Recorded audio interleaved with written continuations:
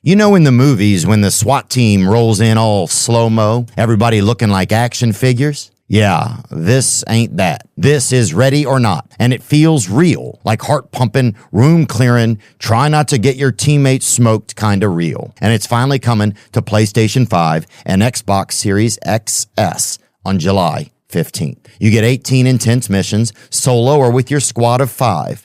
Clearing buildings, protecting civilians, and breaching with brains, not just bullets. This ain't run and gun, it's strategy, it's tension. It's like diffusing a situation and your childhood trauma at the same time. You can fully customize your team, armor, gear, outfits, weapons, and it's got full cross-play. So no matter what system your crew's on, y'all can roll together. Pre-order now, and they're throwing in some serious gear. The M32A1 grenade launcher, MKV pistol, and 590M shotgun. PC players, you're getting all that, plus the new Los Sueños Stories DLC, free on launch day. So if you're ready for the best tactical shooter of the year, a game that rewards brains, teamwork, and clean comms, this one's for you. Go pre-order Ready or Not now, out July 15th on PlayStation, Xbox, or PC. We want to let you know that today's conversation may be a bit graphic for some or gruesome.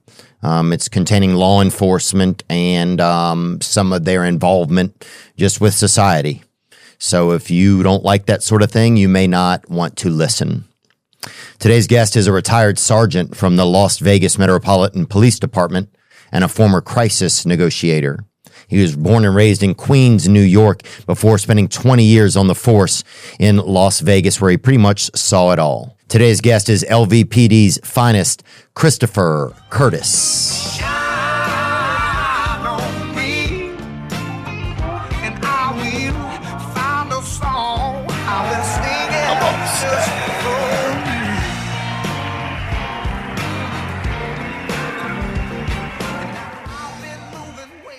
Okay, sitting here today, retired police officer. Sergeant. Sorry. And is that that's a thing with police, yeah. That's a faux pas, yeah. A little bit, yeah. Yes, sir. All right. Sir, yes, sir. Retired police sergeant. Yes. From the Las Vegas Metropolitan Police Department. Las Vegas Metropolitan Police Department. You did 25 years of service. I did 21 plus, and then I bought some of the time. A guy actually bought my time out to go work for him afterwards. In Nevada, you can do that. So if you're a police officer and you still have so many years left on your lease, or what is it called? To collect your retirement. Okay, right. Okay, so you want to get to your pension. Right. So you can buy it yourself, but what happened was I was one of the first people, because there was a guy in the private sector. You ever heard of the company Zappos? Zappos, the shoes? Yeah, the shoes. Yeah. So the guy, Tony Shea, who passed away some time ago, he was a billionaire. And he had one foot in the grave. That's an old Zappos guys in a Dodge. I won't tell that joke anymore. He was revitalizing downtown Las Vegas, and he was investing $350 million into it. And he heard about me doing some innovative things down there. And he through a friend, he asked to meet me at a bar. And so we meet at this bar, and I'm like, this Tony Shea? Like this? And he says, he told me about the project, and he's like, would you like to come work for me? I was like, I'm not old enough to retire, and I don't have the time. And he said, can you buy it? How much does it cost? And I said, I have to get back to you, but I knew it was a significant 6-figure number. And I got back to him with a number, and he wrote the check. And so at like 21 years on April Fool's Day of 2013, I retired. So he paid so he bought it. So if you want to collect a retirement, you have to do at least a certain amount of time. You get vested in the state system. Got it. So to make it worthwhile, to make it a significant amount of money, you want to do at least 25 years. I mean, 20 years you could do it, but at 25 years and 30 years, the money's pretty nice. Yeah. And so to get to 25, at the time he wanted me to retire, you needed to buy it, and it was 6 figures, and he wrote the check. Wow. And so within like a couple of days, you were done? No, what I kind of was strategic about it, and I planned it out, and I wanted to see exactly what his process was. And he was a very, very smart guy and a very forward-thinking guy. So we kind of planned behind the scenes how to work it out. And so I had enough time to set everything up. And then April Fool's Day, I retired. Wow. Yeah. And he paid off. How many years did he pay off? So it turned out to be like maybe like 3.5, almost 4 years, basically 4 years. Yeah. And at that point, you started working for him? At that point, I started working for him. Yeah. So I had my full police retirement, and then I had a significant salary from him. So that was nice. Yeah. Living in Vegas still at that time? I was still living in Vegas. I had to, because I had to be kind of working in that project downtown. Can I give you something? Actually, I brought something for you. Yeah, sure. I think so. You know, I'm a fan, man. I really like what you do, and I think you're awesome. And I figured I could give you something, a Vegas souvenir. So open that up. Okay. Coaster. This is a beverage coaster. Police Managers Supervisors Association, Las Vegas Metro. Badge, huh? Now open it up. Okay. And look at the back. Ooh, gang, boy. Commemorative only, thank God. Yeah, so you don't go out and start jacking people. Yeah, dude. Yeah, I wanted you to have a badge, man. And so then you can just put it on this little thing. Oh, thanks, and then you bro. can just put it in one of your places, man. You do a lot of really cool stuff, man. When I came into town, man, and the people I talked to, you know, small group of people, everyone really thinks very, very highly of you, man. I watched your stuff. You're a good dude, man. Well, thanks, Chris, man. I appreciate you saying that. Dude, that's awesome. Yeah, because we need some You got to put it back in the thing in order to hold it in there. Oh, that's fair. Yeah, God.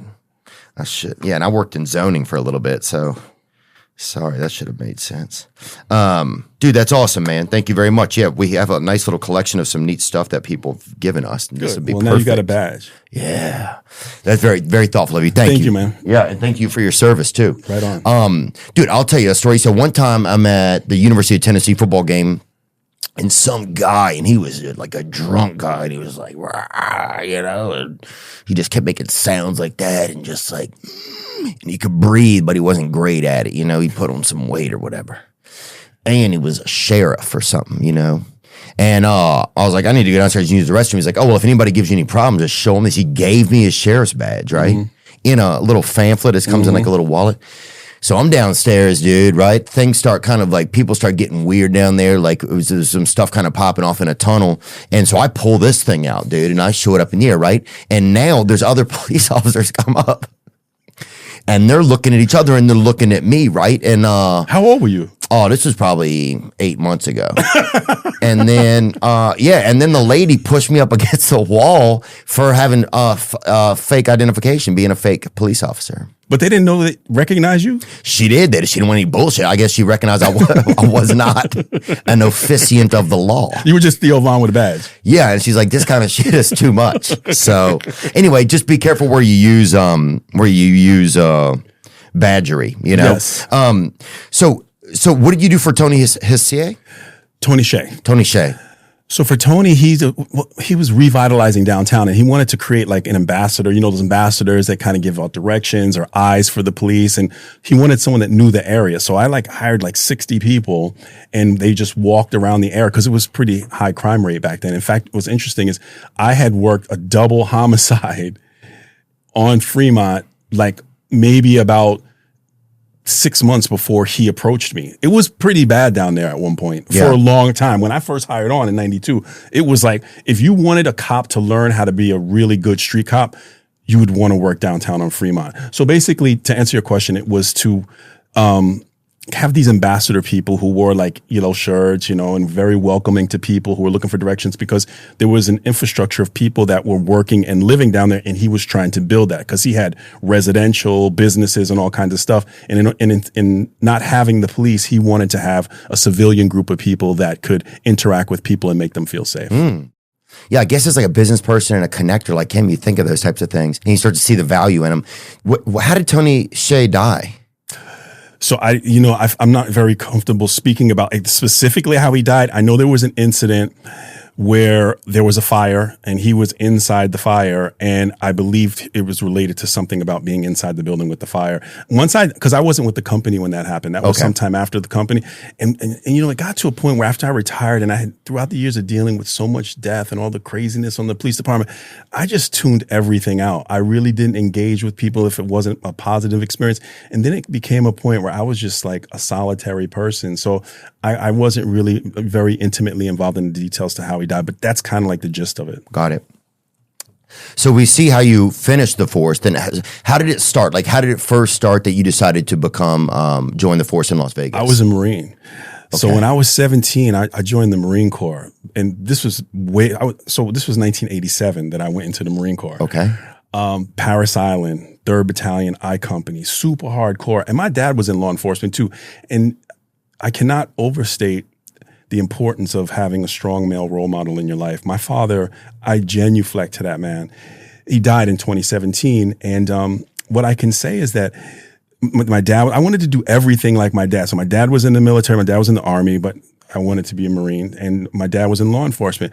So while I was in the Marine Corps, I was on embassy duty. I ended up on embassy duty, which is like one of the best, most challenging duties in the Marine Corps if you go to the right countries. And I was in Belgrade. When I was in Caracas. When I was in Caracas, there was And that's Venezuela? Caracas, Venezuela. There was a economics officer who took a liking to me. And he knew I wanted to go into law enforcement. He said to me, in the 90s, the economy in Vegas is going to explode. I got on a plane, and within like a couple weeks, flew and took the test, and then I ended up in the academy in 92. Wow. Yeah. Dude, I bet the streets were hot in 92, were they? It was crazy. It was the Wild Wild West. Vegas was the Wild Wild West. If everyone says that their department is the best. I'm going to say that Las Vegas policing, especially in the 90s, I call it the golden era of policing, it was just phenomenal. I mean, you really got to understand the psyche of the human being, because so many people come to Vegas to do whatever crazy thing they want to do. And you got to interact with people on that level. And it teaches you a lot about people.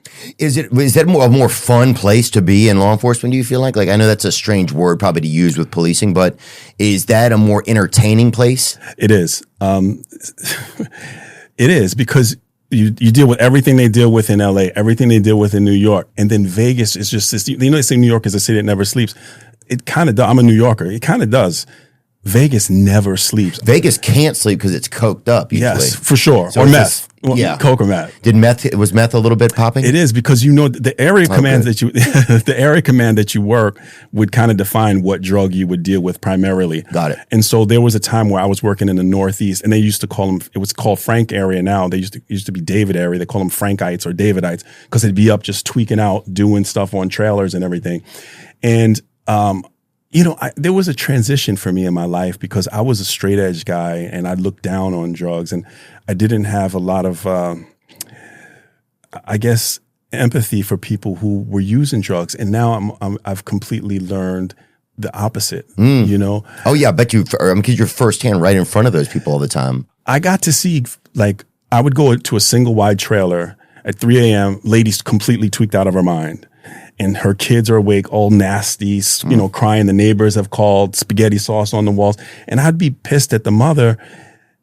And what happened throughout my career is I ended up seeing that little girl that I was trying to protect becoming the parent of a kid in the same type of situation. It's just cyclical, And then for the police to be judgmental, I found that to be incredibly disheartening for me. And in fact, if there's anything I think back in my life, it is if ever I treated another human being improperly, or if I didn't spend time with my children when I could have spent time with my children. It makes me get emotional sometimes when I can think of specific situations. I'll tell you a story, man. There was one time where I took a little girl from her mom. And this is in Vegas? This is in Vegas. Oh yeah, all my police stuff is in Vegas. There was one time that the mom was completely took out. She was slamming speed, and she was just up and just doing all kinds of stuff. And the neighbors was at some point called. Yeah, slamming speed is injecting it? Yeah, it's injecting it. Okay. And so I go there, and I remember I had to take the little girl from her mom. And this girl was crying in such a way, I recorded this, that it was almost as if someone was literally, though I wasn't, pulling her heart out of her body. Now, mind you, that's a kid who loves their mom no matter what. Yeah. You love your parent in spite of, right? And I'll always remember in my mind that I have to learn to look at other people not only the way that I'd want to be treated, but through the experiences that I've had. That's how I look at people now. Once you get older, you can start to get emotional about just the simplest of things. Oh yeah. Hell yeah. Jesus. Most of this podcast is like that. Yeah, yeah. It's funny, the little things that'll trigger things that you didn't have or things you admire so much, or even a word sometimes that or phrase somebody will use, and it'll just like well you up with emotion. Well, I do think it's interesting for people in police, fire departments, those types of jobs where, yes, I'm sure you develop a lot of empathy, but then also you are put under an unrealistic amount of stress. A lot of officers are, I would assume. It seems like to me from the discussions I've had that a lot of people get put under stress that they're not really even as a human equipped to deal with. So then at that point, it's probably tough for you to engage your best feelings and your best empathy at moments when you're under stress. And then you also have to look out for your own survival. I'm not debating you with it. I'm just saying, I'm sure it's quite a juxtaposition, you know? It is. When you first started out in Vegas, what are some things that you saw?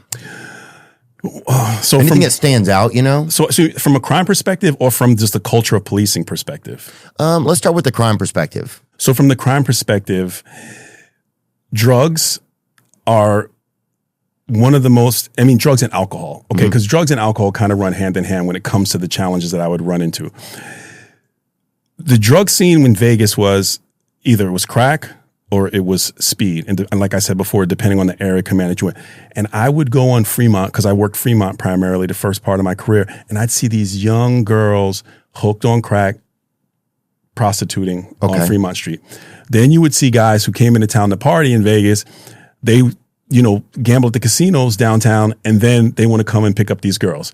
They get trick rolled. It's just this like incredible web of vice that occurred, and it was like Gotham City. And what's trick rolled? Is that thing where somebody sends you that video or whatever? No, so trick rolled is when a girl, a prostitute, ends up getting you in a hotel room, either drugs you or steals your money and rolls you. So the guy's the trick, and they roll him for his money. Okay, and they do like it a finesse kind of. Yeah, sometimes a finesse, sometimes it's with drugs. There are a lot of different ways that could potentially happen. The act of a person commercially exchanging sex, robbing, or stealing from their sex buying client, known as a trick. Got it. I got it. Okay. Yeah, I thought it was something at a sushi joint too. I'm like, damn, this shit. Yeah. I don't know. Yeah, just make sure you cook it first. Like, would you bust into some like wild parties? Like, would you bust in and people have been up for days? Would you bust in and people were so bummed that you were ruining the party? That ever happened? The thing was not so necessarily bummed. It was that the people felt like it was in Vegas, like, come on, cop, we should be able to do this. Why are you, bothering us right now? Like, they wouldn't even be mad. It was almost like a joke, or people who wouldn't want to try to pay you off or stuff like that. But the funny thing is that when I was talking about the girls doing the trick rolls and stuff like, and everything, these people were a lot of times close to my age. So I would see these, do you know there's the guy's name is, he was a famous, poker player. I can't remember his name. I pulled him over one time, and he was completely cracked out of it. He's dead now, so it's not me. He was driving? He was in the passenger seat. Stu Unger. Yeah, Stu Unger. I pulled Stu Unger over. He was in the passenger side of a car. The driver was this dude who I knew was a dealer, completely cracked out of his mind. And Stu tried to play me as I was standing at the passenger side of the car to try to get me to let him go, knowing that the car was full of all kinds of stuff. Now, in Vegas, I can tell you that without telling you that on both hands, I've run into easily 5 to 10 A-list people involved in very, very compromising situations. And I know that happens in LA, but the Vegas stuff is really super seedy. It's almost always some kind of sex, prostitute, drug type thing. And I was like 21, 22 years old, and I was interacting with people who I had no idea that I would be interacting with them on that type of level.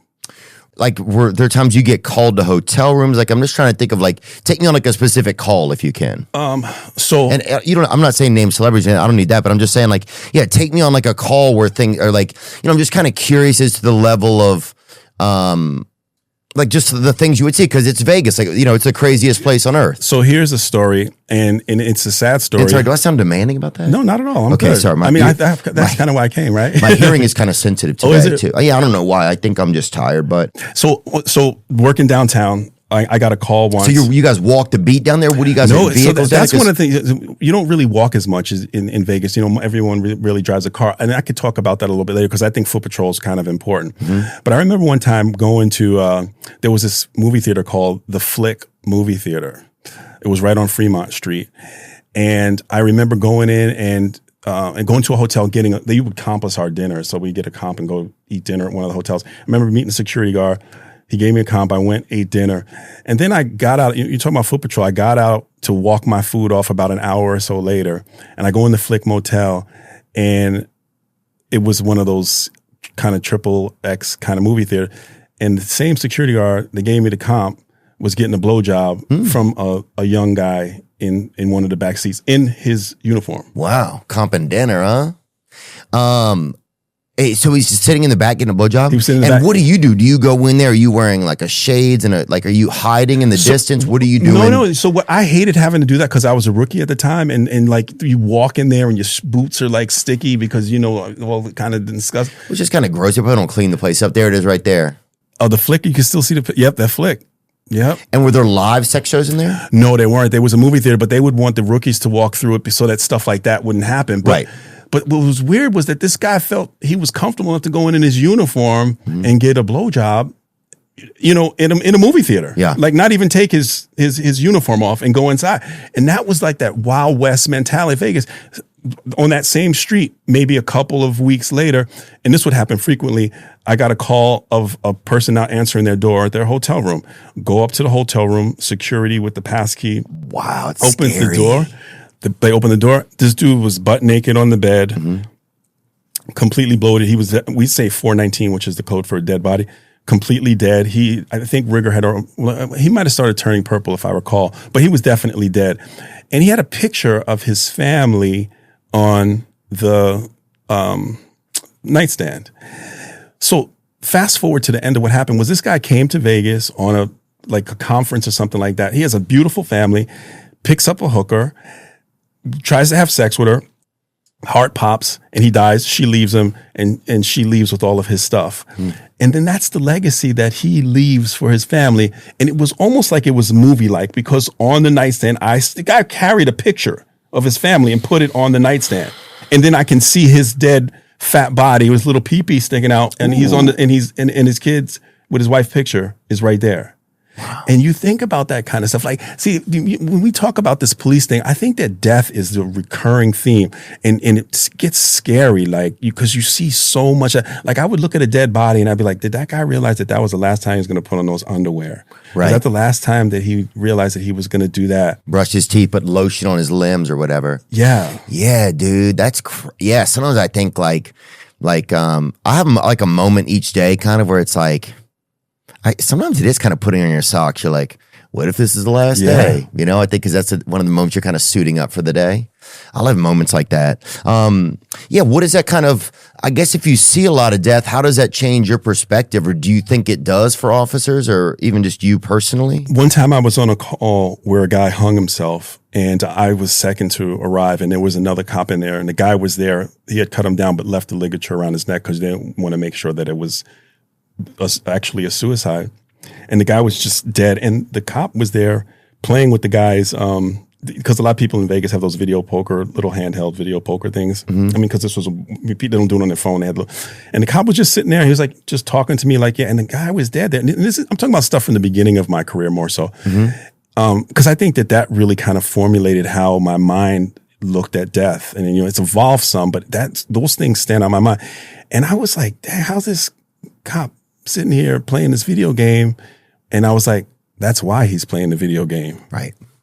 That's why he's playing the video game, because he's got to sit up here with this guy. He needs an escape. Yeah. What do you want to sit here and look and just keep taking the guy's pulse? Or it would be hard. It would be crazy if he's sitting there. Yeah. I mean, anything else besides trying to occupy his brain.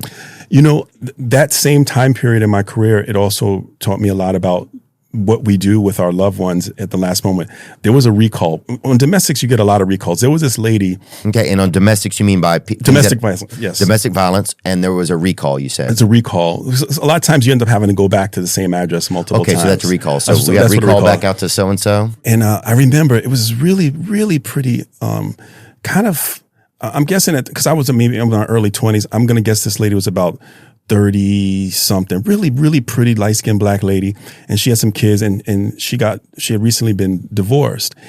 And so she got the two kids. It was a son and a daughter. The daughter was about 14 and the son was about maybe 9. And I'm just guessing these ages. Yeah. And I remember these kids would like be so mean to their mom because the divorce caused them to pick sides because the mom ended up with the custody of the kids.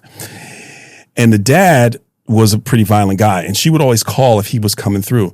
And I remember going, and the kids were just so mean to their mom. After maybe the third recall, there was a call to the residence. I was just about to get off on Graveyard of gunfire.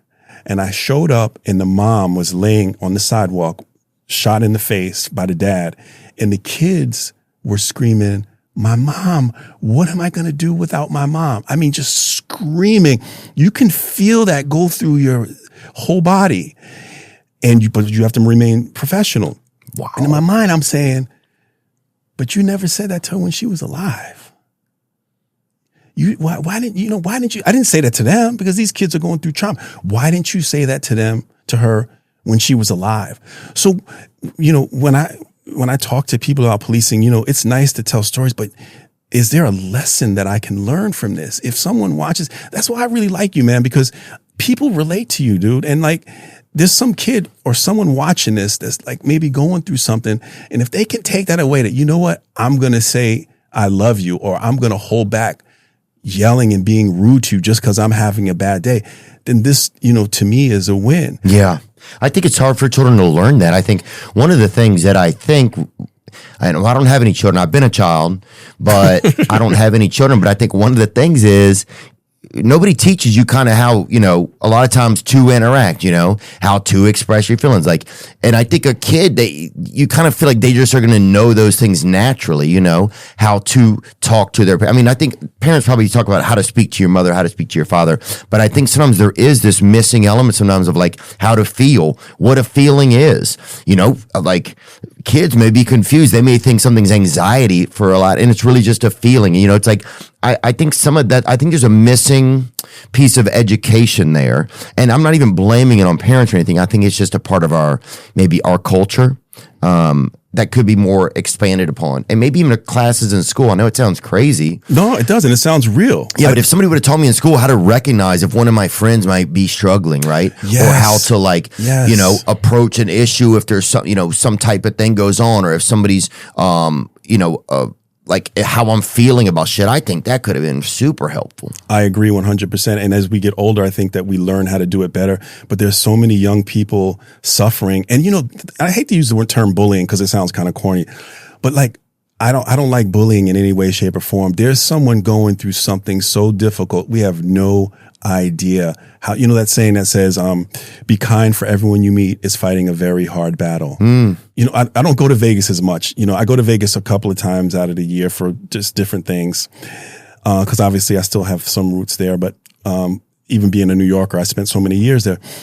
The last time I went to Vegas, or maybe it was the last time, my daughter picked me up, right? Mm-hmm. My oldest daughter picked me up. She's amazing. All my kids are amazing, but my oldest daughter picked me up, and she says, we coming back from the airport, and we drive by this apartment community, and without even thinking. By an apartment community? Yeah, by apartment community. And without even thinking, I was like, oh, because when you're a cop, you're like, okay, that happened there, that's all you think about. And I remember I said, I'm going to tell, I told her the story that there was this pizza delivery guy. His girlfriend went to pick him up from work, and she rode on him on his last delivery. And these guys come out from the bushes and rob and shoot and kill him. Oh. I was the first to arrive. I get there, and this girl grabs my arm, and she's saying, wake him up. Wake him up. And this is in the Bible, there's a story where this woman walks by, and I'm not saying that I'm Jesus by any shape, but where the woman touched Jesus, and he said he felt, he instantly turned and knew that he was touched. There's power that goes through people when they're going through things. And that's why I feel like being a cop for that long, I don't know that the human psyche is meant to be able to deal with going through that. It's like you go to work, you're like, okay, give me a conflict. Okay, I'm done with that one. Give me another conflict. All right, I'm ready. Give me another conflict. I go to lunch, then I go home and got to deal with my own conflict. Yeah. You know what I'm saying? And you have to go to lunch, dude. What kind of lunch goes with a homicide or a burning? You know, like, I'll have nuggets after a burning. Like, but then at the same time, you still have to eat, right? But it's like, you see fucking Ronnie's having, an 8-pack of nuggets. And it's like, dude, calm down. You fucking had 4 drownings this morning and you're out here just nuggeting up. I can't even imagine. It'd be crazy to see a pairing menu for crimes and then different, I think if there's a couple B&Es or whatever, I'll have a fucking appetizer. You feel me? B&E, you mean breaking and entering? Yeah. I'm trying to work back with you, dude. I got you. Here's a dirty little secret that the insurance industry may want to keep under wraps. Insurance companies profit by holding on to your money for as long as possible. So after an accident, they might do whatever they can to delay or deny your claim. Morgan & Morgan fights hard against these corporations to fight to make sure you get every dollar you deserve. When Morgan & Morgan takes on a case, they are almost always going after the big insurance companies and not the individuals at fault. A recent client in Pennsylvania just received $29 million. Insurer's best offer was $500,000. Another recent client in Florida received $20 million. Last offer was $0. That's why Morgan & Morgan is America's largest injury law firm. Hiring the wrong firm can be disastrous. Hiring the right firm could substantially increase your settlement. With Morgan & Morgan, it's easy to get started and their fee is free unless they win. Just visit forthepeople.com/Theo or dial pound LAW. That's pound 529. That's FOR thepeople.com/Theo or dial pound law. This is a paid advertisement. We had a detective on one time and we talked a lot ad nauseum about the stress that a lot of officers feel. He told this amazing story about, he got called to a scene and the mother is in the yard saying, I think my son is thinking of committing suicide. They look in the doorway. The guy takes his own life with a shotgun, shoots himself in the head. Now he has to go back. Now he's standing there talking to the mother when it happens. She's saying this. Now this happened. So he has this thing with the mother. He still has to go inside and make sure everything's okay. Like, is that exactly what happened? Who knows if somebody's still in there with a weapon? You just don't know. He can't get the door open because the body's right there. He finally is able to get it open, maneuver, and part of the matter from the guy's head falls down the back of his shirt. Disgusting. Yeah. So now he still has to deal with the other. He has to fill out reports. It's 4 hours before he even gets to think about. Yeah. And the whole time he has you guys are like the drain of society. You guys have to be this catch-all in this. You have so many responsibilities. It's tough. It really is. And there's a story that story that you just told me reminded me of. And again, it's a nexus to about how we treat humans. What's a nexus mean? Nexus is like a connection to. So when one thing connects to another thing. Okay.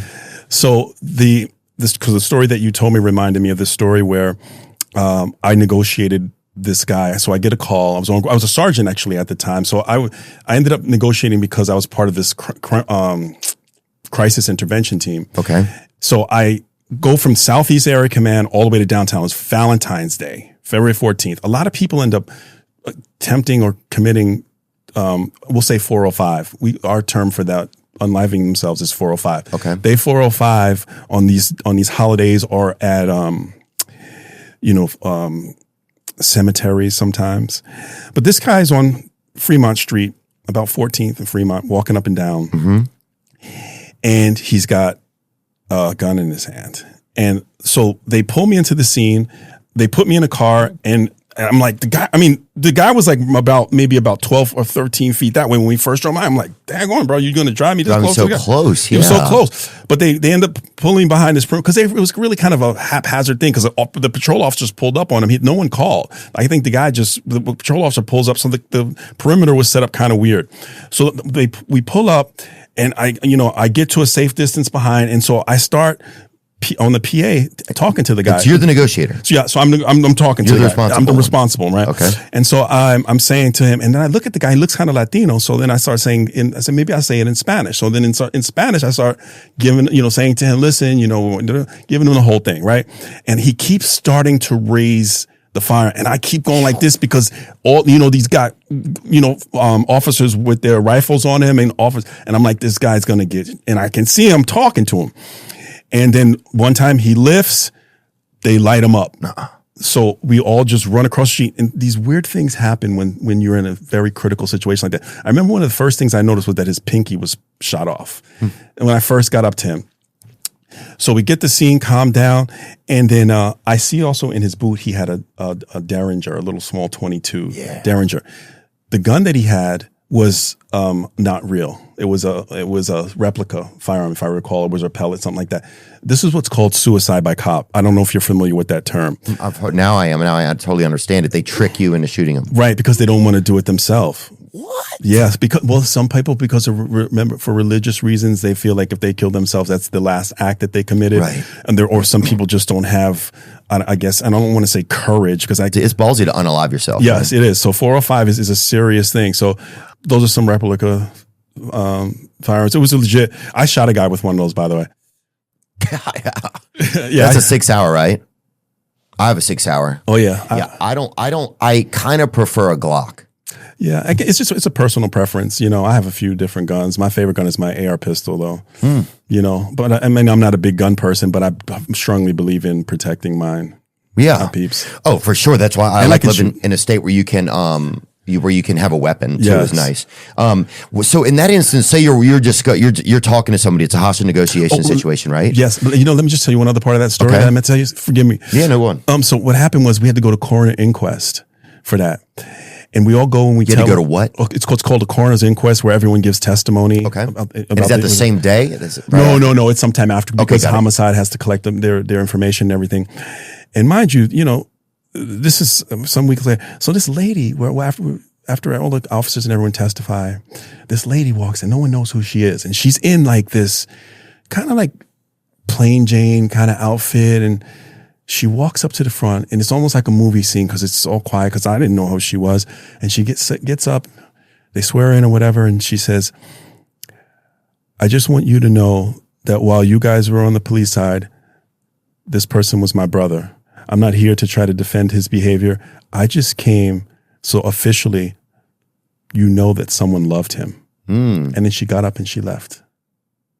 Wow. And so to me, it's like, you never know what someone's going through in life. When you go, with the whole road rage thing or whatever, like maybe that person, let me cut them a little bit of slack, Let me cut them a little bit. And I'm raising my hand. I'm very, very guilty. Oh, for sure. All of us are. I don't think, it doesn't sound like you're trying to exclude yourself. It's just like, yeah, it's funny. You get so active and so animated. It's hard to sometimes have that control, Yeah. And self-control is such a huge thing, but God, that's a powerful moment. I just wanted you to know that somebody loved this person. Yes, it was deep, man. Yeah, because otherwise you just see this person. A lot of times you don't even get a story. You don't even know their story. You just pull up somebody's deceased, somebody's killed someone, somebody's tried to take their own life.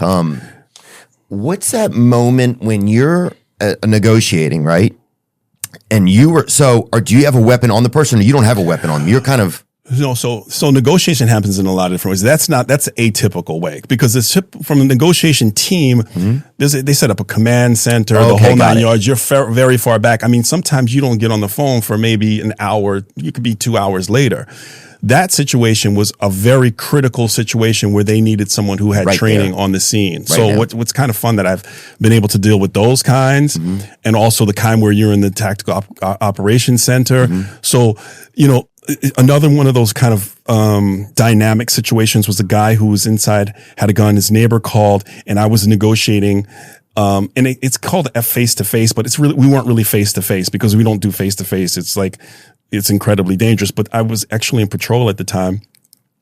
And I was the first to arrive, and I ended up getting a rapport with this guy. And I talked to him, and I developed, I want to say liking the guy, and understanding what he was going through. He's going through, and it's usually like three things, it's a health issue, loneliness, a family loss, and a financial issue or a medical issue. It's any one of various things.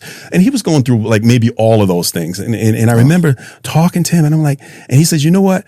We got to a point where he said, I'm going to come out, but I want to come out and I want to talk to you. Will you walk me to the ambulance? Because I told him he was going to go to the ambulance and get transported. And I did that. And I stayed with him at the ambulance. The ambulance people come out to me and they say, hey, officer, you might want to come see this. I go inside, and inside of his drawer, stacks of kiddie porn. Stacks of it. Dang. Now, mind you, I would talk this guy out of 405ing. Right. You talking him from out of unaliving himself, and then now you're like, look what I've done. It's really... Is that the thing? It's like, I kept this person alive? It's like you have this really kind of dual, like this. I'm sure. It's really like... Right, you're like, if I had my choice, if I was able to walk up on somebody and it were the Wild West, I would probably... Right. It's a very difficult situation to be in. And when you talk to a person for extended periods of time, it's called Stockholm. And have you ever heard of Stockholm Syndrome? Stockholm Syndrome. Yeah. Let's bring it up. Let me read the definition of it, because I always hear it, and I even say it. And I thought originally it was people from Norway that got lost or whatever, I think. But let me think. It was a banker. Stockholm Syndrome is, what'd you say? It's a bank robbery thing. Oh, it's a bank robbery thing. Stockholm Syndrome is a psychological response where a hostage or victim develops positive feelings or emotional attachment to their captor or abuser, often as a coping mechanism during prolonged captivity or abusive situations. So it's kind of like marriage or whatever, but it's like very severe. And that's just a joke. But yeah, so psychological. So that's interesting. Speaking of like that kind of thing, you hear a lot about child trafficking. You hear a lot about trafficking. That is a buzzword right now for sure. Did you see a ton of that kind of stuff, or is some of that, because I'm not saying it doesn't happen. I know that there's a lot of things like that, but is there a lot, is some of that just heightened? Because we hear about it every single day now. Did you see a lot of that sort of thing, or what did you see? So, okay, what define child from your definition of child? That's a great question. So I guess you would think of...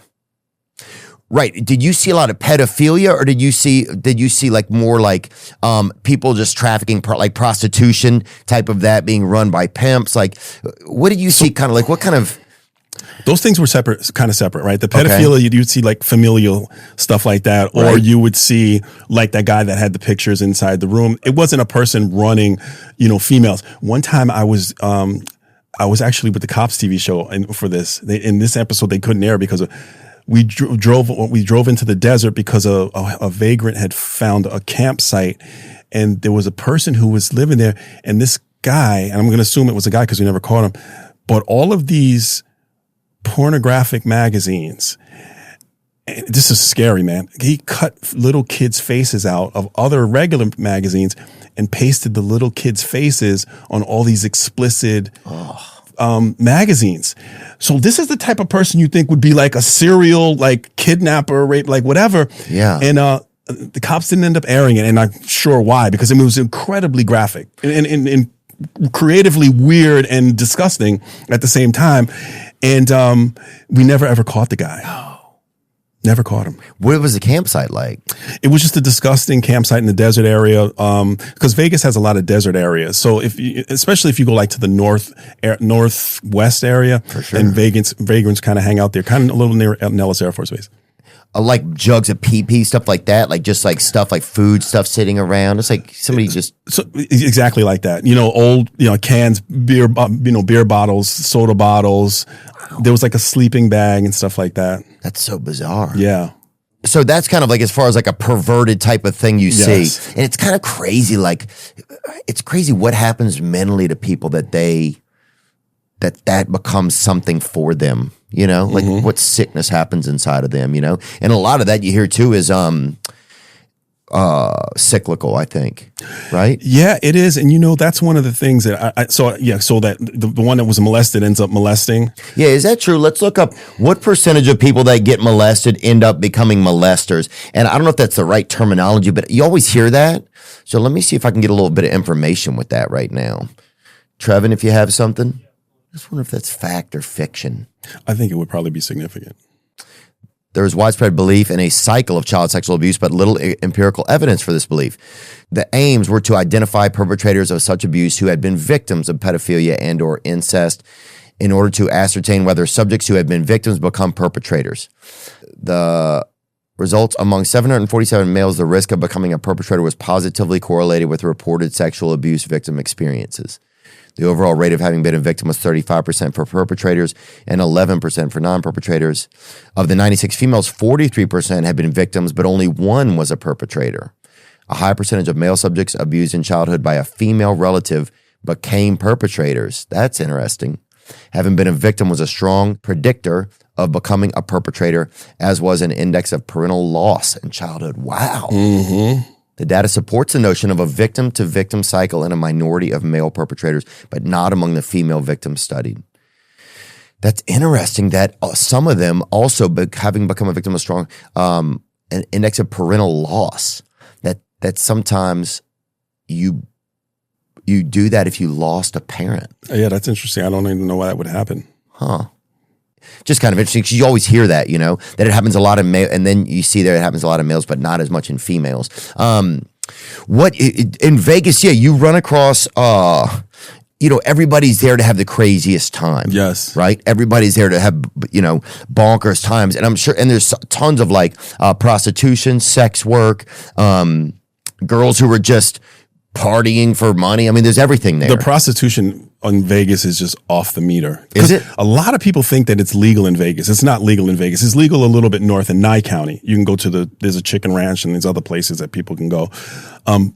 But in Vegas, it's illegal. It's a misdemeanor, but it's still illegal. But inside the clubs, inside the casinos, I mean, there's tons of girls who are working, and most of them, not most of them, a lot of them work for pimps. Oh, they do. A lot of them do. What's that kind of connection? Would you see that sometimes? Does the pimp come and drop them off? Does the pimp does he Uber pool them or whatever? How do they get the women down to the strip or whatever? Is the pimp down there? So there's a thing. Well, pimps a lot of times, from a pimp perspective, they have a stable of women. And they'll go from place to place to place. They'll go to Miami and bring their girls to Miami to work. They'll bring their girls to, New York or Vegas or whatever. And and these girls are called, I don't like the terminology, but they're called carpet holes or holes that actually work inside of casinos. And they'll walk inside the casino on the carpet, and they'll go make their money, come back and give it to the pimp. Then you have the lower level prostitutes, which are the ones that work the tracks. And a track is a place where it's known for prostitution, and Vegas and every other major city has tracks. And lower level pimps will drop their girls off on the tracks, and then they'll walk the track and make their money. Then you have the ones that are the call girls who work out of the books, and they're the most high level females that a person can interact with. The people who drops them off at the tracks, what kind of vehicles do pimps drive? Do they still drive these crazy classy cars? Do they drive a van? So I'm retired, so now it may have changed, but I can tell you that in the time when I was working, their cars stood out. It wasn't like the 1970s pimp mobile type vehicles, but you would see the nicer, Escalades or whatever types of vehicles, but we would know, because if you're on a Boulder Highway, which is a really, really kind of seedy area, especially where the track is by 5 Points. Boulder Highway, it's called? It's called Boulder Highway 5 Points, yeah. Because 5 points of the city intersect at that location, and that's a track. It's still a track. Okay, let's see that, Boulder Highway 5 Points. Yeah, because sometimes if I go, I'll drive just to see what places are still popping. Yeah, sure, brother. And a lot of the pimps, are they, what types of guys are they? Black men? Are they Asian men? Black men. It is. Black males are mostly pimps. So that's more, it's a black culture. Yes. Right. It's a black culture thing. Mm-hmm. Huh. It is. You didn't know that? I've thought that because the pimps that I've met, I've only maybe met 3 pimps, but 2.5 of them, or one of them was mixed, but 2 of them were full or potentially full black. But even in rap culture, you can hear people talk about pimp culture. Oh yeah, it's very clear that that's a subculture of. I just didn't know if it was also Chinese or Russian type of thing. Do you see a lot of that Vietnamese stuff? No, not in my career. I didn't see that, but in New York, I know that the Russians have a lock on a lot of different vices in New York. That didn't really translate into Vegas as much. At a certain point, do you let the women trick? Do you let them do whatever they got to do out there? What do you just want to make sure they're safe? At a certain point, if the crime is going to go on, right? If it's a kind of a fluid crime that happens regularly? Is there more of a idea like, okay, we just want this to happen safely, or is it more of an idea of like, we want to stop this? So it's a very good question. So there's only so much you could do, right? So the primary responsibility for a patrol officer is to respond to calls for service. So I'm going to speak to when I was a patrol officer. And I'm talking about prostitution. Right, for mostly, prostitution. Yeah. So, I mean, you see 2 or 3 prostitutes walking up and down the street. I mean, you can only stop one. But most of the time, they would, if they saw the patrol car, they would just keep walking. And if I hung out in the area long enough, they would realize that no trick is going to stop and pick them up. So you could affect it like that, but then you get a call for service and then you got to leave, and then they're going to be back doing exactly what they want to do. Was it a crime that I was really super concerned about? No, it wasn't. But it looks bad when I'm part of the responsible party of keeping that area safe. And if you have a prostitution situation going on, either something else is going to occur, connected to that. There's either she's going to get beat up or she's going to steal his money. A lot of times they would do that to guys. If they felt like they could take their money because they weren't, the guy wouldn't report it to the police. That would happen for for people who wanted to buy drugs too. You would get these kids from the Midwest to come there, or they're in Vegas. Okay, we go down on Fremont. Let's go buy some, whatever they want to buy. I'm going to fill in the blank of whatever drug it could be. And they would just rob them. They would give them whatever and they'd say, go. Call the police and then what are they going to do? They're not going to call the police. And then you got all of this crap going on and it looks bad. It's like, why are tax dollars paying for the police if we're not going to keep the area clear? So I think to answer your question, what I would do mostly is I would leave the prostitutes alone, with the exception of, interacting with them to say, hey, it's time to clear out. Do officers respond to in-casino activities, or do in-casino security respond to those? So that it's not a public thing. Right. So the casino security are pretty high level. They're pretty well trained. They handle what they can, but they can't arrest anyone. So if it's a felony, we have to come and take care of it. For most misdemeanors, a lot of times they would give a person a warning. I got called to casinos a lot of times for a lot of different things. I mean, because, people get drunk, high. I told you if we have dead bodies, obviously the police have to respond to dead bodies. That's crazy. Oh yeah, but a lot of times people die in these casinos. What do they die? Overdoses, probably. A lot of times it's overdoses. Yeah. Really? Yeah. And is it a lot of times just people doing cocaine by themselves? What is it? You think? So let me speak to the things I can specifically remember. So sometimes it's been just over-partying, overexertion of their heart, and it could be a combination of using drugs, trying to have some sex that they weren't capable of doing. But a lot of times it's an overexertion and trying to put too much in a weekend and thinking that Vegas is going to be the panacea to whatever they had going on in their life back in Minnesota. And it wasn't. Yeah. Was there ever like a murder in a casino? A murder in a casino? No, I don't. I've never ever responded to a murder in a casino. I've responded to a lot of different murders, but in the patrol capacity, a lot of times those murders were either a robbery. The really sad ones were obviously the domestic violence ones. But the casinos, they did a pretty decent job of the casinos that I dealt with, of kind of monitoring their clientele. Vegas, because you get issues like that and then people are not going to come back to your casino. Yeah. Vegas is run by money. And most of the directors of these casinos are people who were cops before. Oh, that's true. Yeah. It's just like, people that lobby and people that work in Congress, like you're only so far from the other side. Yes. It's like once you know so much about being an officer, at a certain point, the criminals might hire you because you know so much about being an officer. It's like so many things are kind of simpatico like that. What about, did prostitutes offer cop stuff a lot? Does that happen or no? Yeah, there were some cops that have gotten in trouble for getting some of the, prostitution stuff on the side. And that's another thing is that do you ever heard the term badge bunnies? So it's not just prostitutes. It's just a lot of times women in general would offer police, sex or sexual activities. Activities. Oh yeah. A lot of the chicks over we had a Foot Locker bus. A lot of chicks over there was always trying to slurp on the cops or whatever. Yeah, my one of my TAC officers, the guys who teach you when you're in academy, he said, this badge will get you a whole bunch of coochie, but one coochie will take that badge away. Damn. And it's true. And with a lot of officers still like, whatever, this is part of my. I had a cop one time. This dude was super squared away. I mean, tall, good looking. I mean, straight out of Central Casting. And I'm definitely not going to say his name. I had a ton of respect for this guy. For sure. In fact, I think he was good enough to almost play professional baseball, if I recall. I was his boss at the time, and he goes on a call, and this girl, he was supposed to take I think a burglary report, if I recall, and he ends up hooking up with the girl, and realizes that he screwed up, and the girl is, I guess, having feelings for him, and so like how. He ends up going and putting like a hoodie on and going and trying to buy the morning after pill at a convenience store or whatever, or CVS, wherever you can buy the morning after pill. And he had called me and said, "Hey, I'm not feeling well. Can I get off early?" And this guy was so sharp. I was like, "Yeah, go ahead, go home." And he tells the girl he wants her to take the morning after pill. And then she ends up calling the police. And then it turned and he lost his job over it. And then there's a video of him. This is like a married guy with a hoodie on going in and buying the morning after pill. And it was that temptation. Story involving me. I went on a call, it was loud music call, and it was all these girls that came in drunk from a party. All really hot girls, and it was like 3 of us on the call, and we told them to turn the music down. And this beautiful girl looks at me and she says, and they're like, "Oh, she got her navel pierced. And I was like, "Oh, cool." And she goes like this. She goes, "Look," and pulled her dress up, no panties on, and showed me her navel piercing. Yeah. That kind of stuff happens. And what do?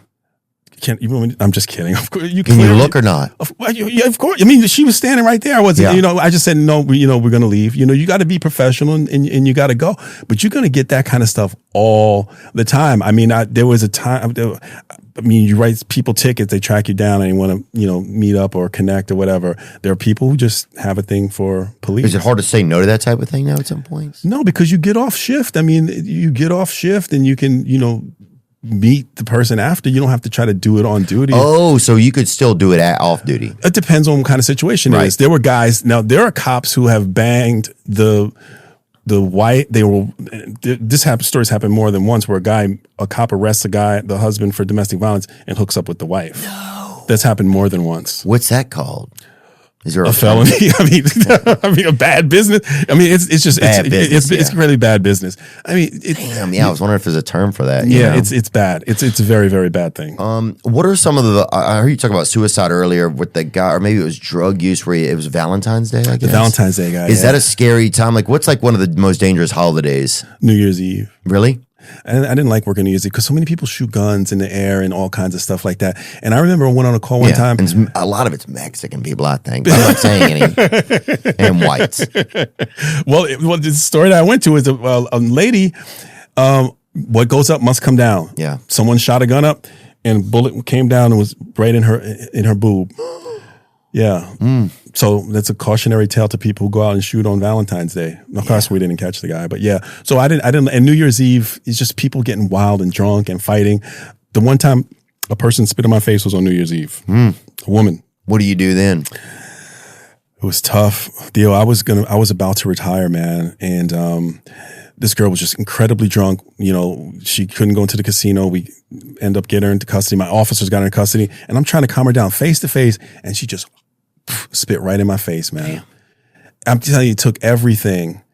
I saw my whole career passing through my, and she ended up getting booked on that because, that's a crime, obviously. And we went to court and she was dressed up completely nice and they offered her a deal if I would agree to her getting the deal. And I gave her the deal, man. Wow. Gave her the deal. People get drunk and do stupid things, man. It sucked getting, not only does the smell and all that other stuff suck, but what sucks is being humiliated on Fremont Street on New Year's Eve in front of thousands of people and seeing people laughing at you for being spit upon. It sucked, man. It really did. But you gotta, to me, you gotta learn to forgive, man. Yeah, well, you're out there though in moments like, yes, you do. It's interesting because I feel like we're at this juxtaposition sometimes in society where it's like, yes, you want to treat people with respect. Yes, you want people to, you want to believe that all people are good. But then it also, it starts to be like, it feels like the bad stuff is winning sometimes. But I don't think that all people are good. I think that we are human that are capable of doing things that we don't even know that we're capable of doing. I have this thought that if placed in the right or wrong circumstance, a person that you would think would not do a certain thing would do that certain thing. Mm-hmm. That's the thing about being human. That's the beauty of free will to some degree, in my opinion, right? There's that famous case where someone was giving someone an order like through a wall or something. Can you find it really quick? Oh, and they were asking to shock, and yeah, I think I know which case you're talking about. And the person, the Milgram experiment. There is. In 1961, a series of social psychology experiments were conducted by Yale University. Psychologist Stanley Milgram, who intended to measure the willingness of study participants to obey an authority figure, who instructed them to perform acts conflicting with their personal conscience. Participants were led to believe that they were assisting a fictitious experiment in which they had to administer electric shocks to a learner, which was another person. These fake electric shocks gradually increased to levels that would have been fatal had they been real. What about the McDonald's one? Are you familiar with the McDonald's case, the police case where the guy... Craziest thing I've ever heard. And just because he thought it was a cop, they were willing to go to that degree. This is the craziest thing that ever happened. The strip search phone call scam was a series of incidents mostly occurring in rural areas of the U.S. that extended over a period of at least 10 years, starting in 1994. The incidents involved a man calling a restaurant or grocery store, and oftentimes it was a McDonald's, claiming to be a police officer, and then convincing managers to conduct strip searches of employees and to perform other bizarre and humiliating acts on behalf of the police. Yes. I'm sorry to laugh, but the shit is unreal. Yes. With every hoax, a male caller who identified himself as a police officer would contact a manager or supervisor and would solicit their help in detaining an employee or customer who was suspected of a crime, such as a theft or drug possession. He would then provide a generic description of the suspect, like, oh, it's a female employee, etc., which the manager would recognize, and then he would ask the manager to search the suspected person. So basically, you just had a guy calling up a McDonald's. Oh, eventually the caller would have groomed the manager to the point where they would do almost anything asked by the caller. Yes. Such as spanking, kissing, inappropriate touching, oral sex, and even sexual assault and rape. Yep. Many of the incidents would last hours. I'm sorry, man. This is not funny. I don't know what, I think there's something about it that many of this is fucking crazy, I think, right? It's psycho. It's crazy. Good. Many of the incidents would last hours before either of the participants of the strip search realized the call is a hoax or by the intervention of a bystander. Do you know what is even crazier? This became a form of porn that became super popular. Really? Yes. Where they were they were just filming it exactly like that. God. Yeah, I did a deep dive on this whole thing. This thing is fascinating.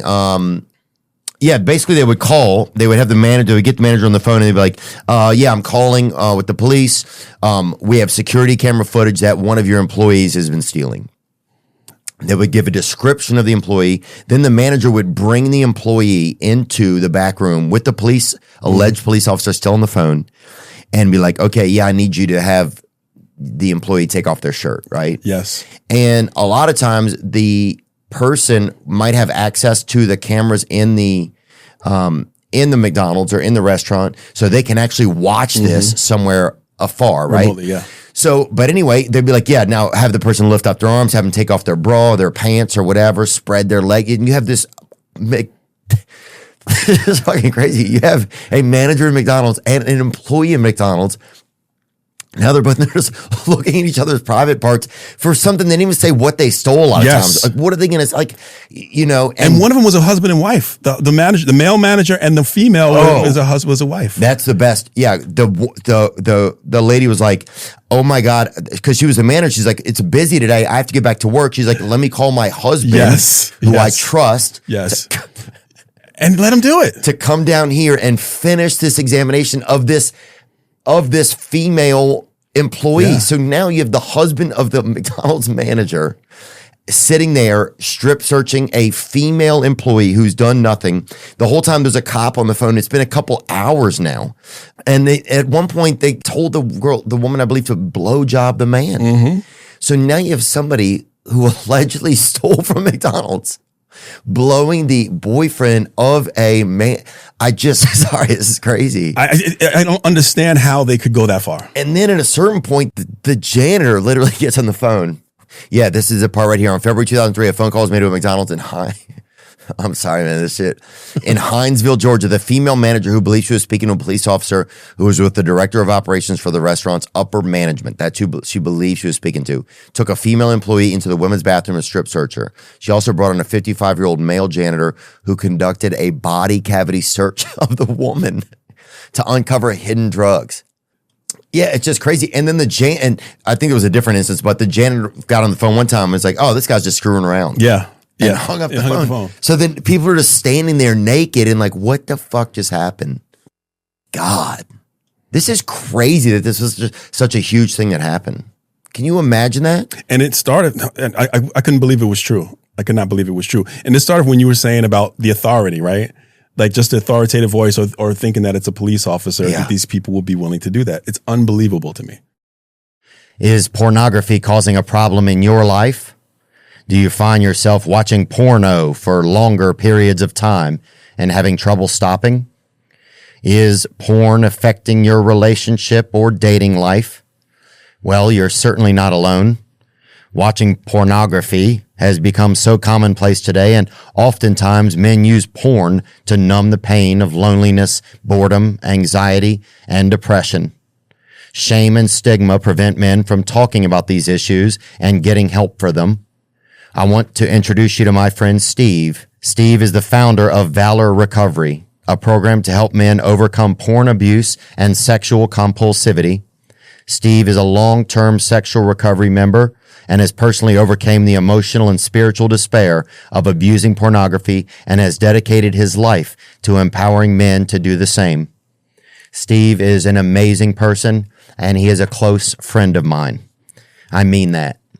Valor Recovery helps men to develop the tools necessary to have a healthier sex life. Their coaches are in long-term recovery and will be your partner, mentor, and spiritual guide to transcend these problematic behaviors. To learn more about Valor Recovery, please visit them at www.valorrecoverycoaching.com or email them at admin@valorrecoverycoaching.com. Thank you. Yeah. Can you take me on a call that kind of baffled you or still sticks with you? This one is tough, man. So the call comes out and this was a swing shift call. So it's usually right before, after 3 p.m., swing shifts 3 p.m. until about 1 a.m. So the night hours about 9 to 11 are the hours where things really pop off. Mm-hmm. So this call comes out where these guys are screaming on the phone, my brother's been shot, my brother's been shot, my brother's been shot. It happened at the Circle K. So I drive up to the address of where it is, and these two guys are on the sidewalk just wailing, like freaked. Like I know that true. That's why it's hard for me to watch TV shows, but these guys are truly in trauma. And they're wailing, and I could see the car where they're talking about, they're like, my brother, my brother, my brother. And I go to the car, and I get to the window, and I see this this guy had a lot of hair. It was all matted and mush, and you can tell that he wasn't moving. And I open, and his face was just, because he had been shot in the head, his face was just mush. And there was just all this nasty purple blood and everything. So I close the door, and I go and I talk to the brothers, and they tell me that they were driving by the Circle K and that someone shot at them. And I was like, it just didn't make a lot of sense to me that, the entry wound was in the back of the head and there's no entry in the window of the car. What turns out is it was 3 brothers in the car, and the brother in the back seat was playing with the gun, and he put it to his brother's head, joking around, and he pulled the trigger and shot and killed his brother. Oh. And so in that short period of time, the 2 alive brothers have to figure out a story, because this happened very, very, quickly. And I remember because the brothers ended up confessing to this, is the trauma of killing your brother and then having to make up a story about it and having to deal with that grief. One of the most wild crazy things because you do have, it was an accident, but it's negligence, but. Right. But the biggest crime is that he has to almost deal with this burden. Yeah. Of killing his own brother. It almost sounds Shakespearean or something. It is. And playing with guns is another thing, because one of the first calls I ever had to translate on was because we have AAA. Well, I don't say we because I don't live there anymore, but in Vegas they have AAA baseball, and they had this AAA team. This guy had Tommy John surgery, and Dominican guy had Tommy John, and so he was partying with his friends. And they brought some girls over, and he was playing with the gun and shot this young girl in the head. She was probably like 19 years old, killed her. And I walk upstairs, I walk into the apartment, and the girl, her eyes were open and she was just to the side like this. And the guy is just like, he's completely freaked out and he's thinking about his career. Right. And he didn't speak English. So I'm, translating to him in Spanish. And I'm like, the stupidity again of playing with a freaking gun. His life is done. You're done. Your career is what you're thinking about right now. How do you live with that? Don't even think about the legal stuff that you have to go through. Living with the fact that you took this like 18 or 19-year-old girl's life because you wanted to show off and play with your gun. So that, like, there's another lesson. It's like, do not play with friggin' guns. And they're not toys. They're really not toys. Oh, and so many people do. So many people do. It's ridiculous, dude. I would not. Yeah, we had a kid in high school, and there was, I guess, kids playing poker together, and he was messing with the gun and shot himself. There were two brothers in our town, and one of them, they were playing Russian roulette together, and they were idiots. I'll be honest. They were dumb, not smart guys, and one of them shot himself. I mean, but what a weird moment. Then you're the brother, you're like, what even, we could have played hoops or something.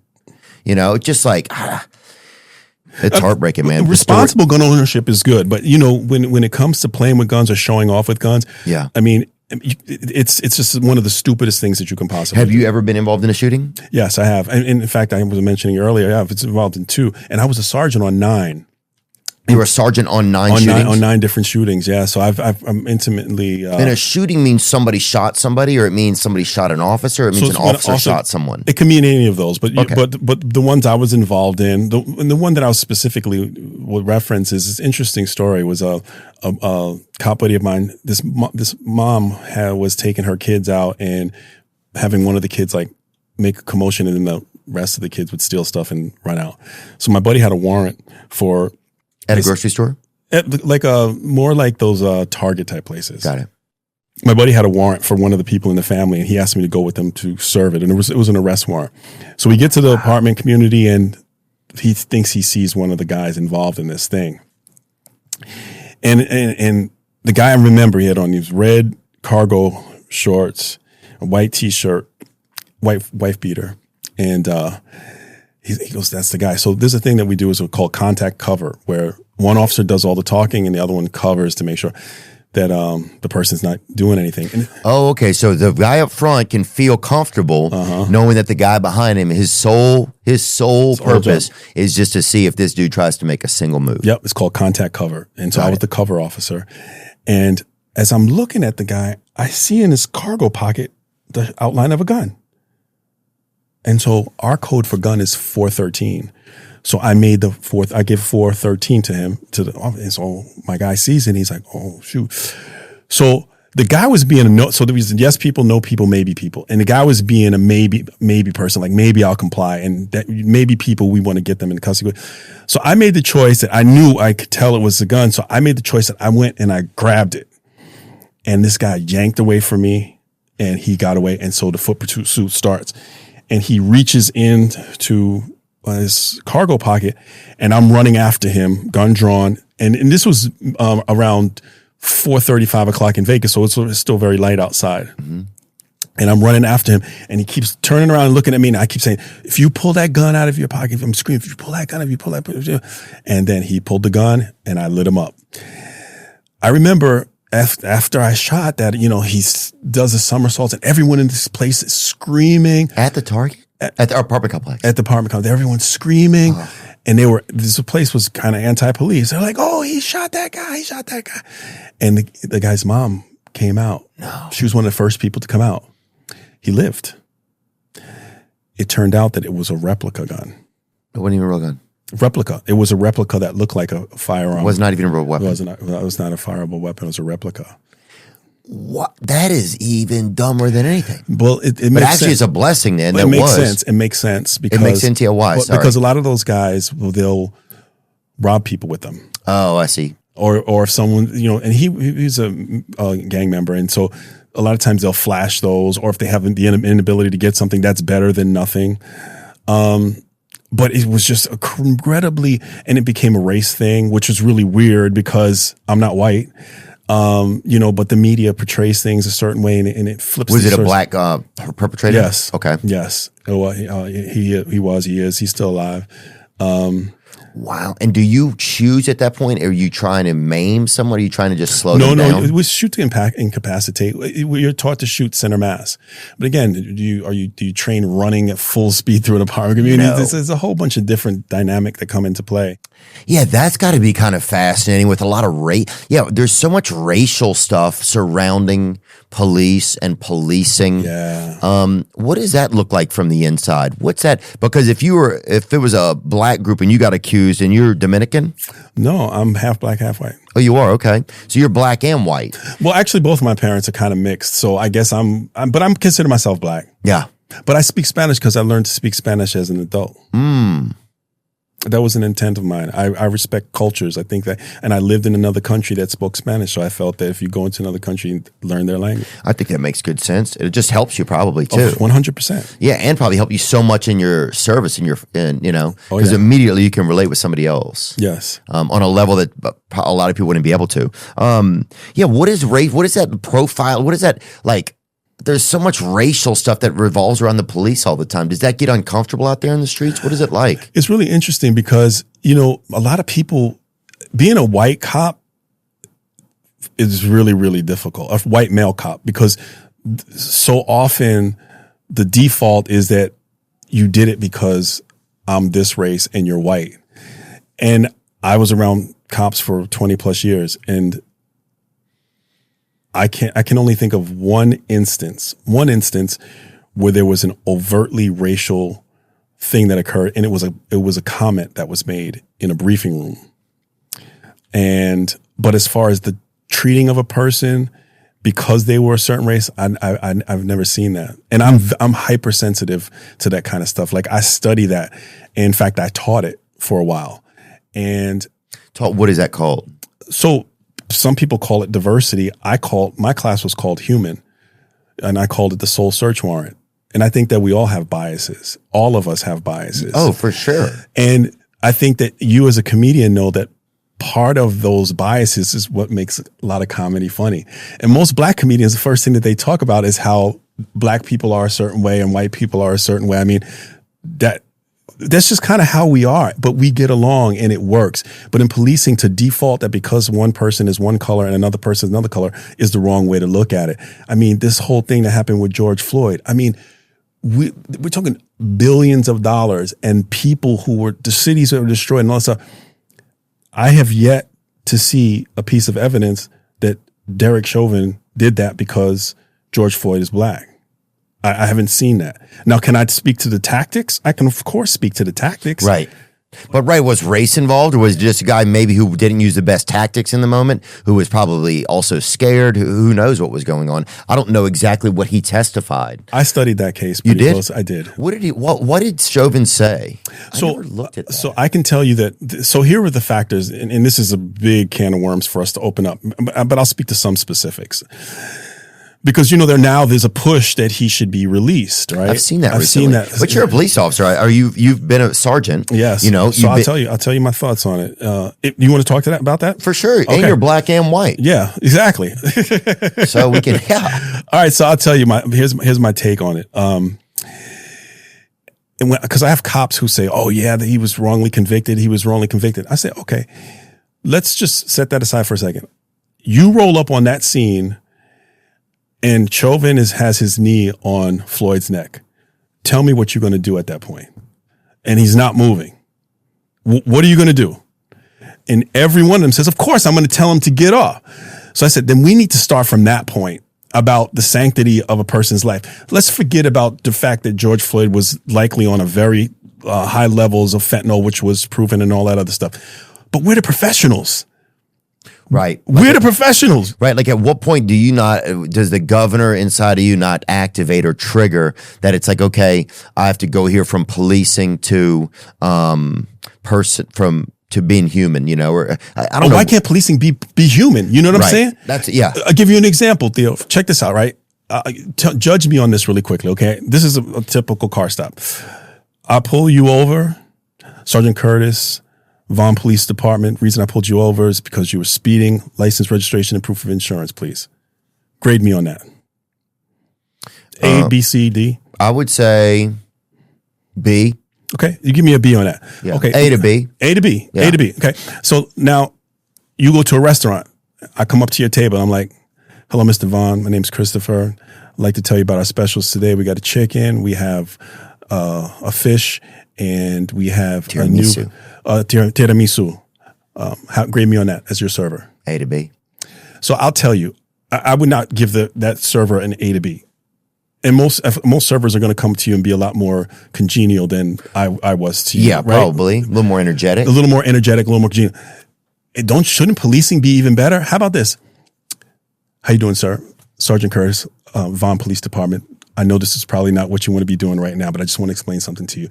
We had a little kid almost got hit the other day, and we're pulling people over just to warn them to slow down a bit. If you give me your license, registration, proof of insurance, I'll try to get you out here as quickly as possible. I'm sure that you probably have something else more important to do. I just wanted to let you know that I'm here to help.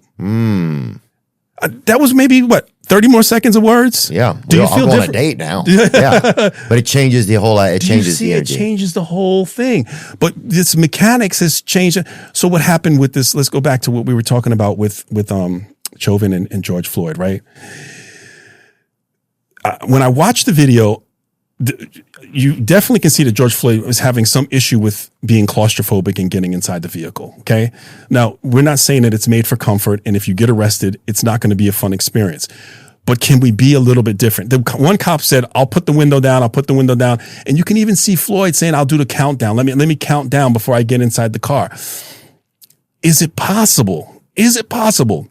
For us, because especially if the person's handcuffed, to reach down into a degree of humanity to another human being and say, you know what? Take a deep breath. I'll count with you. Can we get you in the car then? Let me tell you my name. My name is Sergeant Curtis. I don't want to hurt you. Look at me in my face. Look at me. Take a deep breath, my man. Okay, I see you breathing a little bit better now. You're going to be going to jail and you got to get in the car, but you got to work with me. Now, granted, I'm talking in an air-conditioned place. I slept in a great hotel last night, and it's a lot easier than being in the field. But I've been in the field. I've been in the field, and I've made mistakes. But we got to be better than kneeling on a person's neck for that period of time. So the specifics of what he was convicted for, I know that we could pull it up and look at it. One of the charges I believe he was convicted for was involuntary second-degree murder, right? I don't believe he was trying to kill George Floyd. I don't believe he was trying to kill him. But could his behavior have contributed to it? Possibly. You still kneeling on a person's neck for that period of time. Yeah. That's interesting. And then you're like thinking of, well, what all is going around the environment at that moment? If people do you get caught because you're still a human, right? And do you get caught in some weird flight or freeze thing? 100%. You're 100% right. Because if you listen to the tape, there's a guy on the side that's yelling at Chauvin. He's saying, look what you're doing. Get off that man's neck. And then what happens is, then it becomes a battle between the officer and this other person. I'm standing my ground and you're yelling at me and I'm the officer here. And in 9 minutes or 6 minutes or whatever minutes it was, is really it's seconds because I'm locked into this as opposed to focusing on this person. That's why bystanders, to me, if you want to be a bystander, stand back, record. But don't be yelling. You're not helping the situation. That ruins a lot of things, I think. It does. But then also it's like you wouldn't have, it's fascinating. All the things that go on in that moment and how equipped are police officers, how equipped are human beings to deal with all of that at once. So now you're being recorded. You're in control. You're scared for your own safety. You're should be scared for the safety of your perpetrator or the person that you're putting under arrest, I don't know how a human system even figures all that out. Sometimes you don't. And we see what happens when you don't. That's why mental health awareness is so important for police. It's so important, and not to be stuck in that just police ecosystem and have other things to do. Because that's what happened with that. In my opinion, that's what happened with that Chauvin thing. Is what? That he got locked into, I'm the officer. Because the police have this thing called ask, tell, make. Ask, tell, make. You ask them to do it, they don't do it. You tell them to do it, then you make them do it. Got it. But that model only works sometimes. There is a model. So the father of modern day policing is a guy named Sir Robert Peel. Back in the 1800s, he created the first modern policing in England. Sir Robert Peel, known as the father of modern policing, for establishing the first modern police force in London. That's why they call police bobbies, because of after him. Oh, Robert. Yeah, Bobby Peel. Known as bobbies or peelers. How did Peel perform policing? Go ahead. So what he did was really interesting. He created, this thing where it was the principles of policing that really the policing should be modeled after. I think that you could probably pull those up, the 9 principles of policing. But one of them that I find interesting and that I've always held, he talks about persuasion, advice, and warning. I remember because of PAW, persuasion, advice, and warning. So while modern day police have ask, tell, make, Peel talked of this thing called persuasion, advice, and warning. So is it possible I could persuade this person? And obviously, if it's a dynamic situation and I got to take care of business, then I have ask, tell, make always in my pocket, right? I got a big tool belt. But is persuasion, advice, warning something else I can put in my belt? Can I potentially persuade this person? Because time is often on the police officer's side. Persuasion, can I give him some advice? Listen to me. Sir, listen, if you don't, the other officers are going to come here and they're going to make it more difficult. Don't you see that I'm working with you and we can work together and get this thing done? We can do this together. Mm-hmm. Warning, if the other officers come and I step back, then they're going to be a lot different than I am. This is just another tool that the police can put in their belt so that we don't have to get into this situation. I bet you if Derek was to be able to go back and think back, I bet you he would have done things differently, in my opinion. Yeah, I'm sure you kind of, what did he say? What was his testimony? What were the key points from his testimony from Derek Chauvin's? Did he take the stand? He decided not to testify in his own defense, exercising his Fifth Amendment right. Wonder why they made that choice. Because you would think, I don't know. But he's got the federal case, and he's got the state stuff. And I think has another case running concurrently for tax evasion as well. So he had a whole bunch of different things going on. And I'm not saying that he was guilty of any of all those things. No, I think you're just looking at what happened. But it is fascinating how that turned into a racial thing, though, as well. And I say that all the time. Yeah. Which case had that? Can we definitely say that it was race? Which one? It's very difficult to find that case. And just because if you call, what percentage of officers, I thought that, each police department should have 5 different races at it, and you call, and then that you get that race to come, right? Then that way, nobody could ever say that again. Yeah, but that would be absolutely ridiculous. But it's like, is that what we should? I think it's that become. I don't agree with that model because I think that separates us more and more. But you go to any bar in downtown Nashville, and you're going to find people of all different races sitting around, and you might engage with a person. It takes us back away from the content of one's character. What people call racism, I think that it's more bias because I agree. It's much more biased than it is racism. I give you an example. I was in the Vegas airport. This guy's walking in front of me. His pants are like sagging down and you could see his underwear. What was really interesting was it was like this really interesting floral print and his socks matched his underwear.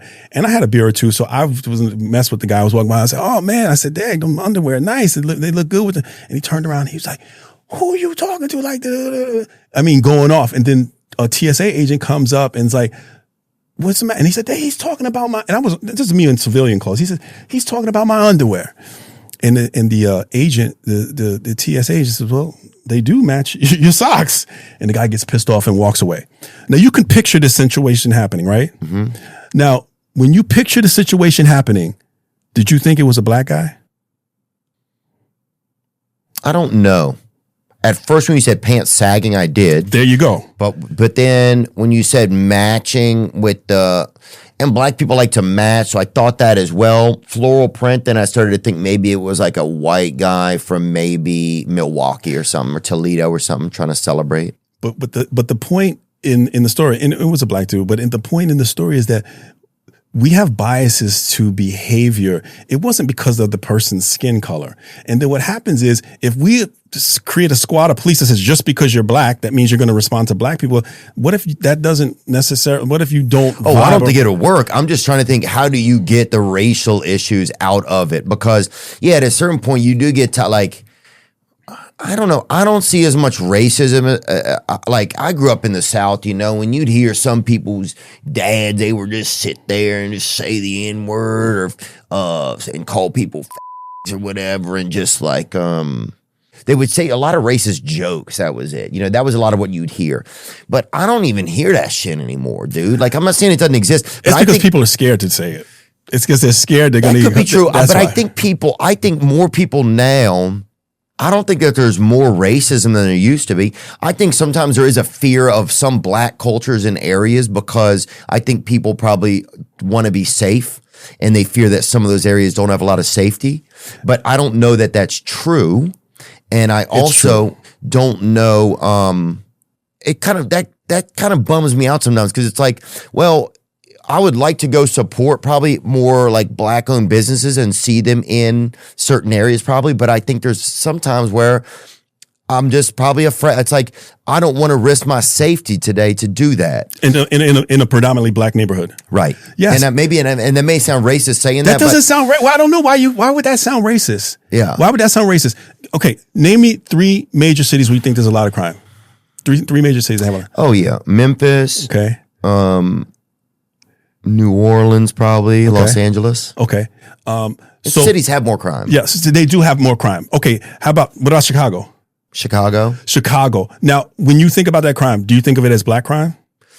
I think maybe in some areas. So you probably do because you hear a lot about Chicago black crime. You hear that term a lot. I'll show you something. Can you pull up heyjackass.com? Have you heard of this? Mm-mm. Heyjackass.com. This is a guy who tracks every single shooting that occurs in Chicago by the minute, where it occurs, by race and time. So how does he do it? I was going to. He's like the Santa of bullets or whatever. How does he get it all done? You said Santa of bullets, or like how's he doing it all in one night? Before you look. Okay, how many people do you think have been shot? Just shot in Chicago? I'm going to get this right. I bet. I would say 41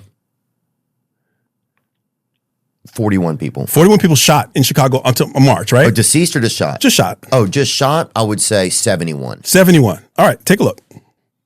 This is cool. Oh, total shot, 87. So for year total, look at year total. Year to date, 330 total shots. So that means 330 people have been shot, and we're not even. Oh. How does a mayor have a job if that many people get shot? Now, look at it by race. 75% black, 18.8% Hispanic, 6.4% white or other.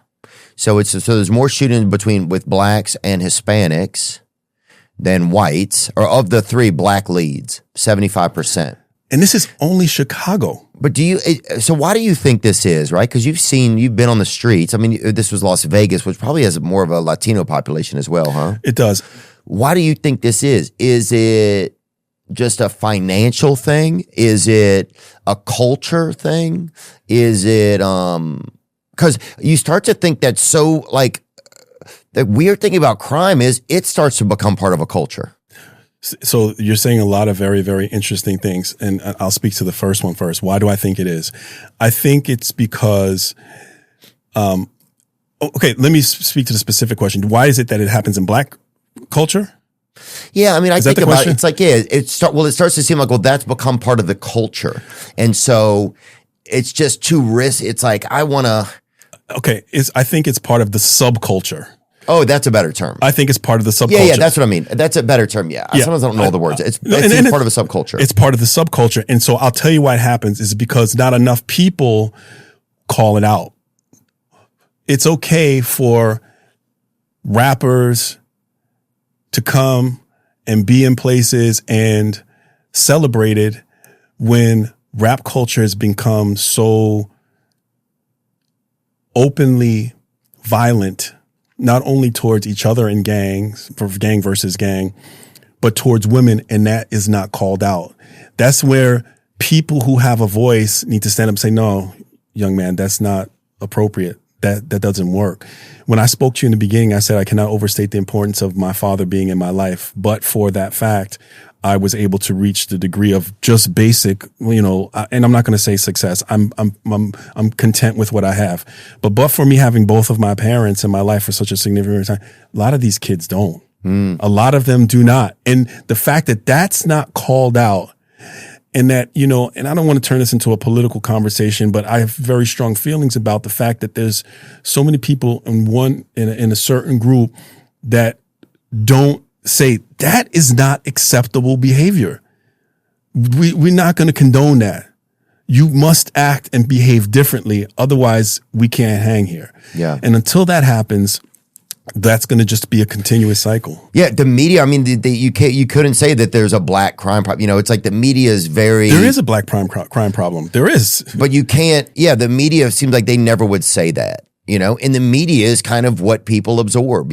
But I think now you're able to have people who have come out of black culture, and I think there are good leaders out there who are saying it.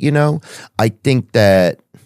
Hopefully it's going to change too, the subculture. Because the shitty part is, it's like, I had a friend, and she had like a hat store, and she wanted me to come by, and I was like, it's just that's too. I don't want to be in that area.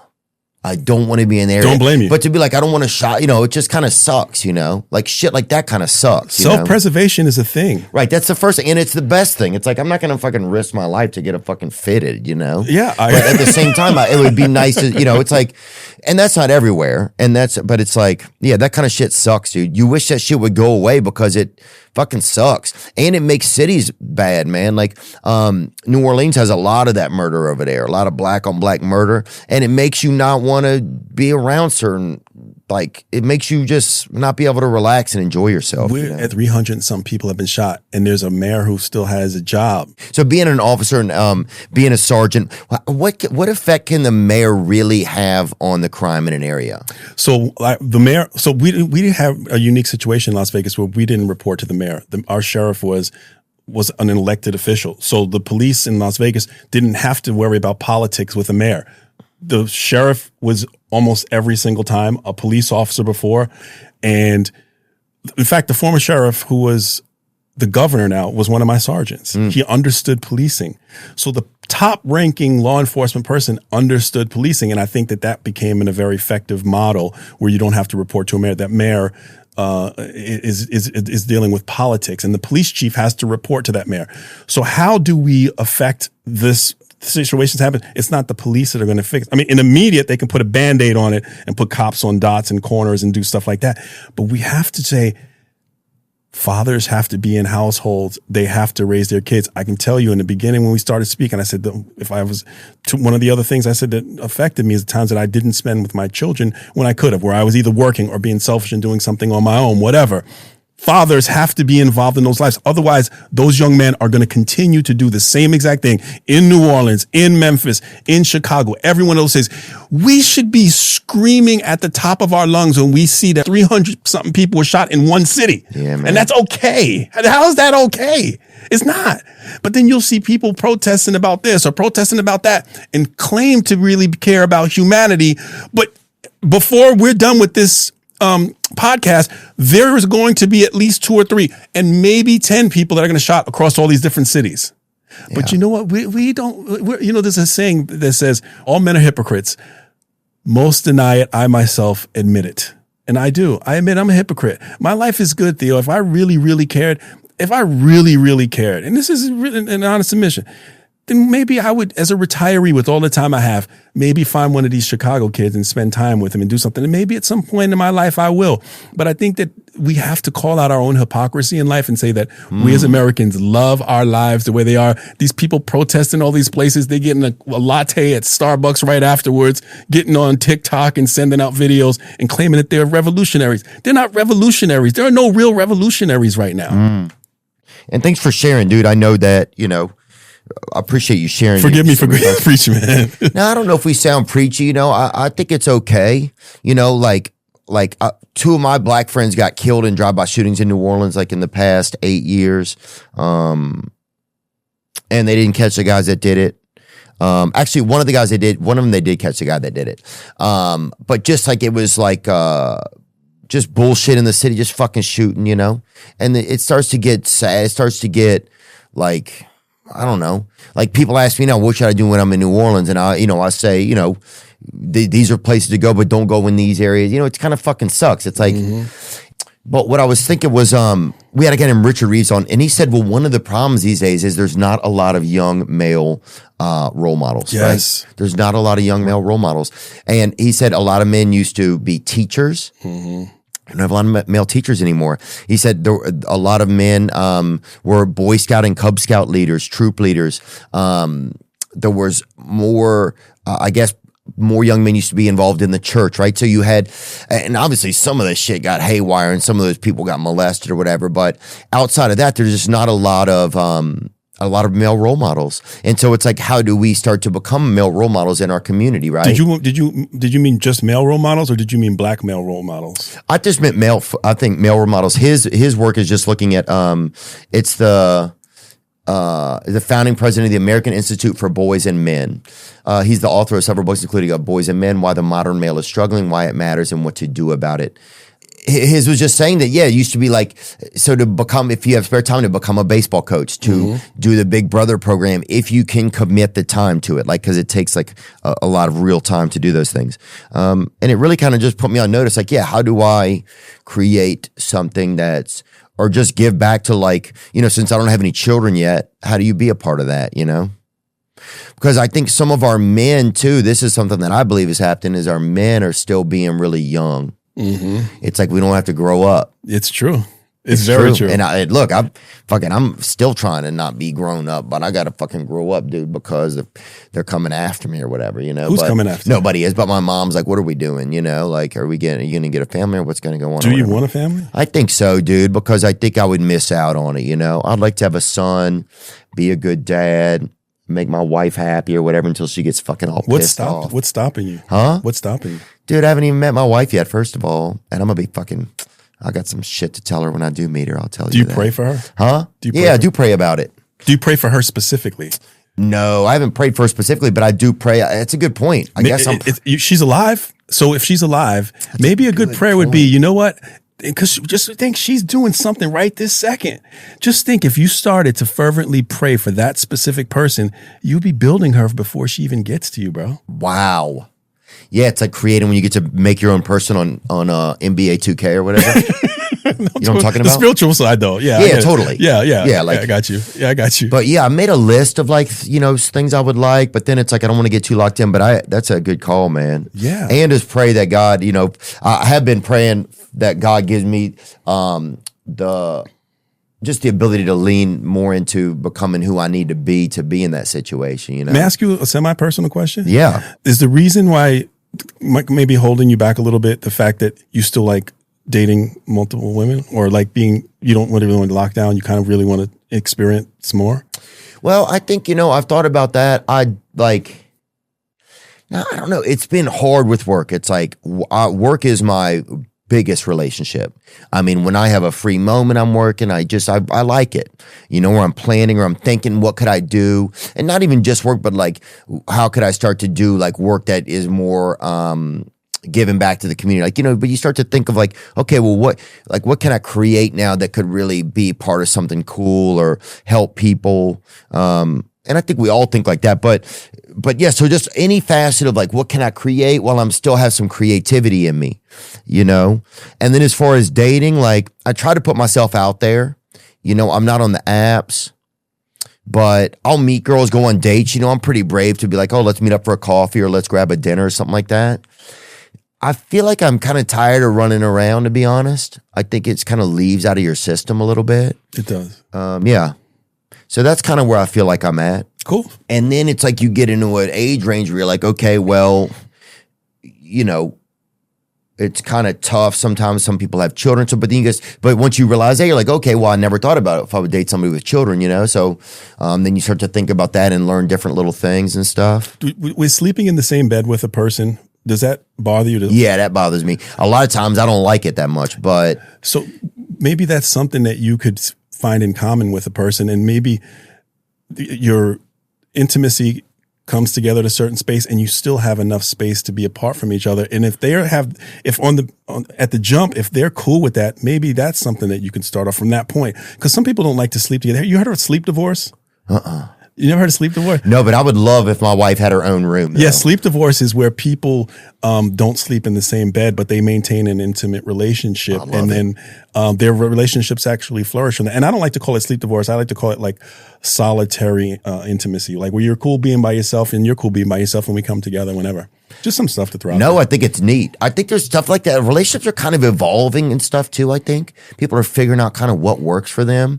I think sometimes I've been afraid to maybe even say what I feel like. Yeah, if I would be like, hey, I'd love it if I could have a separate bedroom than my wife, And if we wanted, then we could have our own rooms. I think that's the most awesome thing possible. And that would be fine. Yeah. So, but I think for years you get caught in this idea like, oh, that's going to be crazy to say to somebody, But then I think as time goes on, you're like, nothing's really that crazy. You just have to say it and see if somebody else is okay with it, know?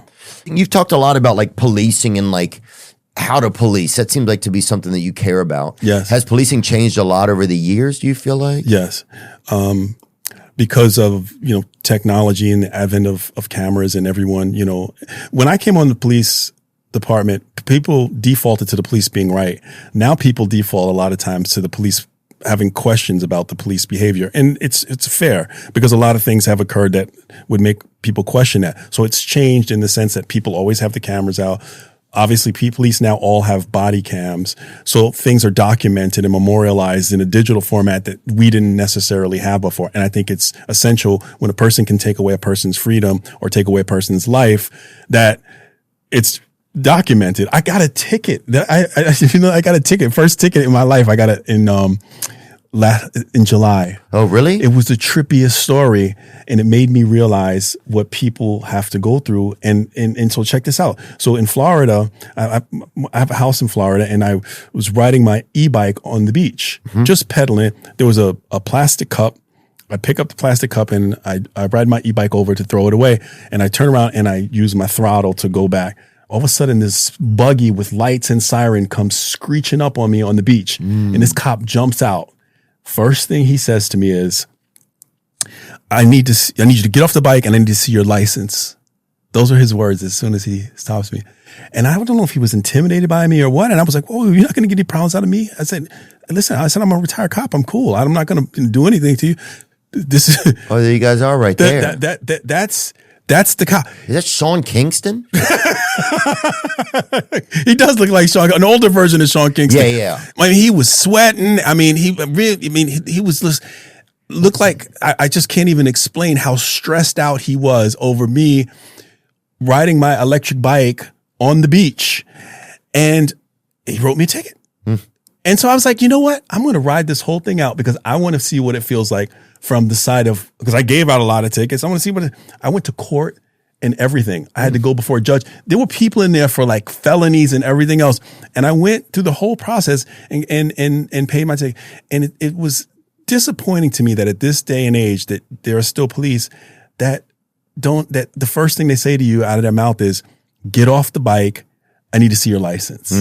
It goes back to what I was saying to you before about when I just, told you how I interact. I prefer a person to interact. Yeah. Why not do that? Well, I think, but now in some instances, things are manic and the situation is escalated already, right? Like sometimes it's already, things are insane. Like if a guy's shooting or something. Sure. I mean, you're going to be, yeah, of course. But you're saying just walking up person to person. What is the daily interaction like? Yeah.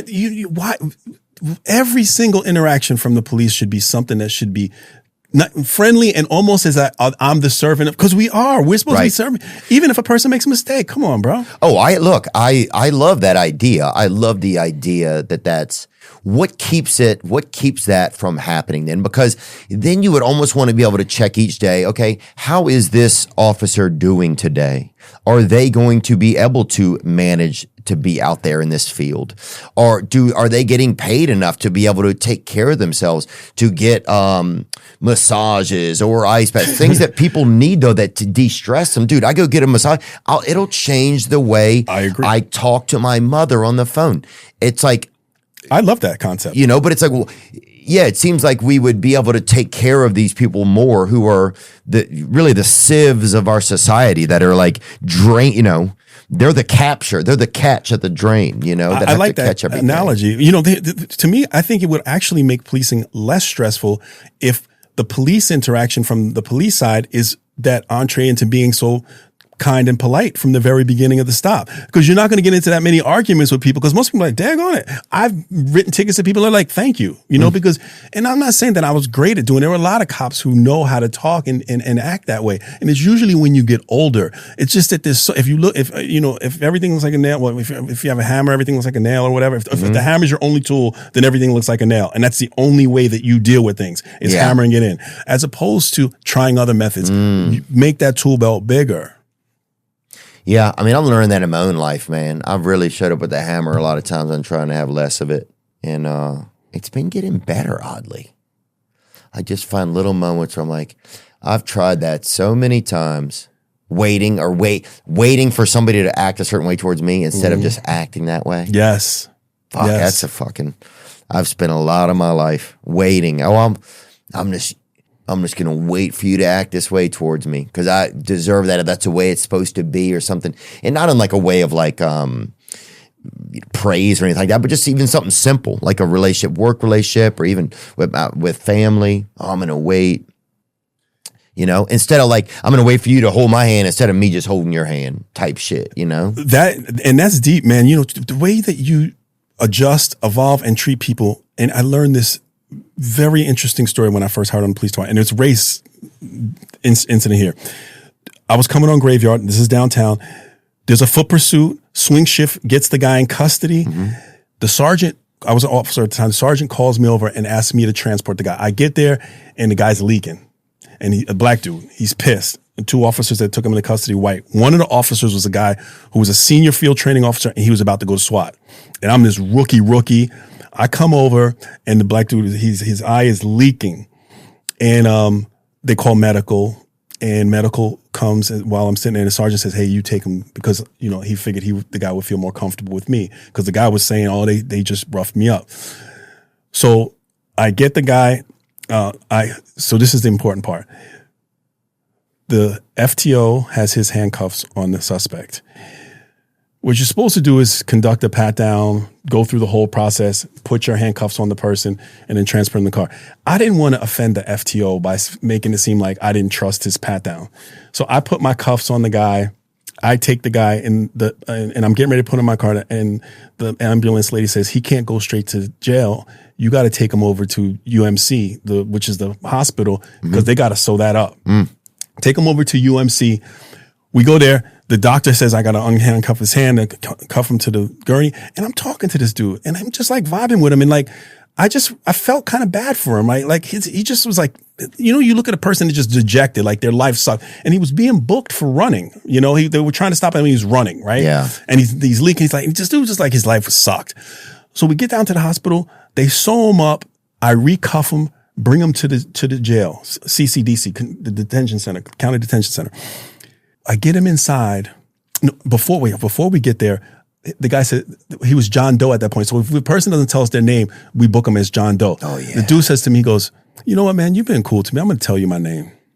He tells me his name. I put it into the computer. My computer starts going crazy.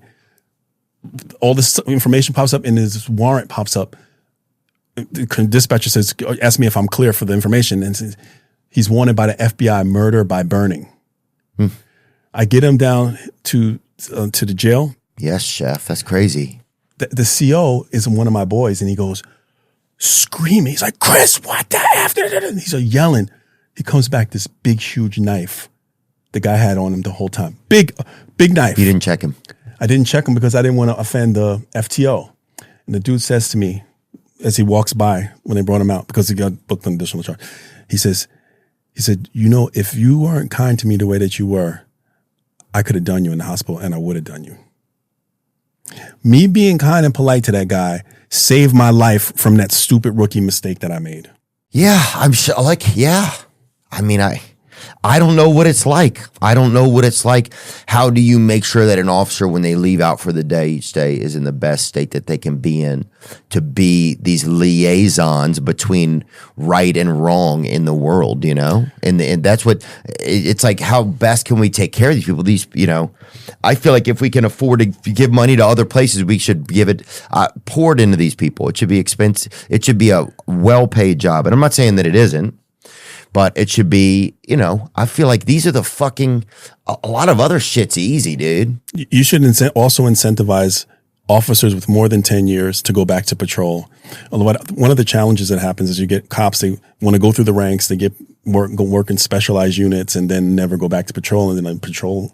Oh, so they get disconnected. They get disconnected from patrol. And then you have young guys teaching young guys. And it's usually the older wisdom that is what helps policing. Because I remember I was a knucklehead when I was young. I know I made a lot of mistakes. Oh, yeah.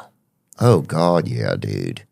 So how do you get it to become a hostage negotiator? Because that's what you became. So that's a specialized unit, specialized training. You can keep your primary responsibility because what happens is you end up being on call. And that sucked because you would be in the middle of something and you'd get a call out. And you have to go. Because there's not many of you. No. And you need a team to assemble. On rare occasions, you can call out. So they'll put out an opening, and in every department is different, but they'll put out there's an opening and then you interview for it. And then how well you do in the interview, you get selected. And at the time, I was the youngest ever to be selected on the team. And that was a phenomenal experience. And so once you're on the team, you get your phones, but then you had pagers too, and you get your gear, your jacket and everything, and you just start responding to calls. Obviously after training, you start responding to call outs. And it's, if anything on the department weighs on you, it's talking to a person for a significant amount of time or listening to a person talk to for a significant amount of time, being part of the team. And then the person does themselves. Because hostage negotiation isn't really a good term for it. It's more of a crisis negotiator because most of the time that we do it, it would be from a person in crisis, a person that wants to 405, as we said earlier. That who's considering unaliving themselves? Unaliving themselves, yeah. Yeah, take me through a scenario like that. Okay, so an actual situation? Yeah. This one was deep, and I wasn't the primary on this one. And this is a story that resonates, and they even tell us in the class now. A guy who life was horrific. He had a terminal illness. He had and I wasn't really, when I was younger, I didn't realize how many people have back issues and their back pain is just suffering and they don't want to live anymore. And so I think what he had was cancer. He had a back issue that was just causing him severe pain. And his wife left him because it was a whole bunch of issues and he had financial issues for all these things that he was going through. So what happens is you assemble a team. There's a primary. There's a secondary. The primary is the person that talks to the person, and they're on the phone. Their sole focus is to talk to the person. Talk to the person that's in crisis. That's in crisis. Okay. The secondary is the person that is monitoring the primary and getting information from the rest of the team. And the team can vary, but two positions that are really important is the intel liaison, which is the person that tells the background of the person. The person's this age. They were married this amount of time, all the intel that you can possibly get on the person, right? Okay.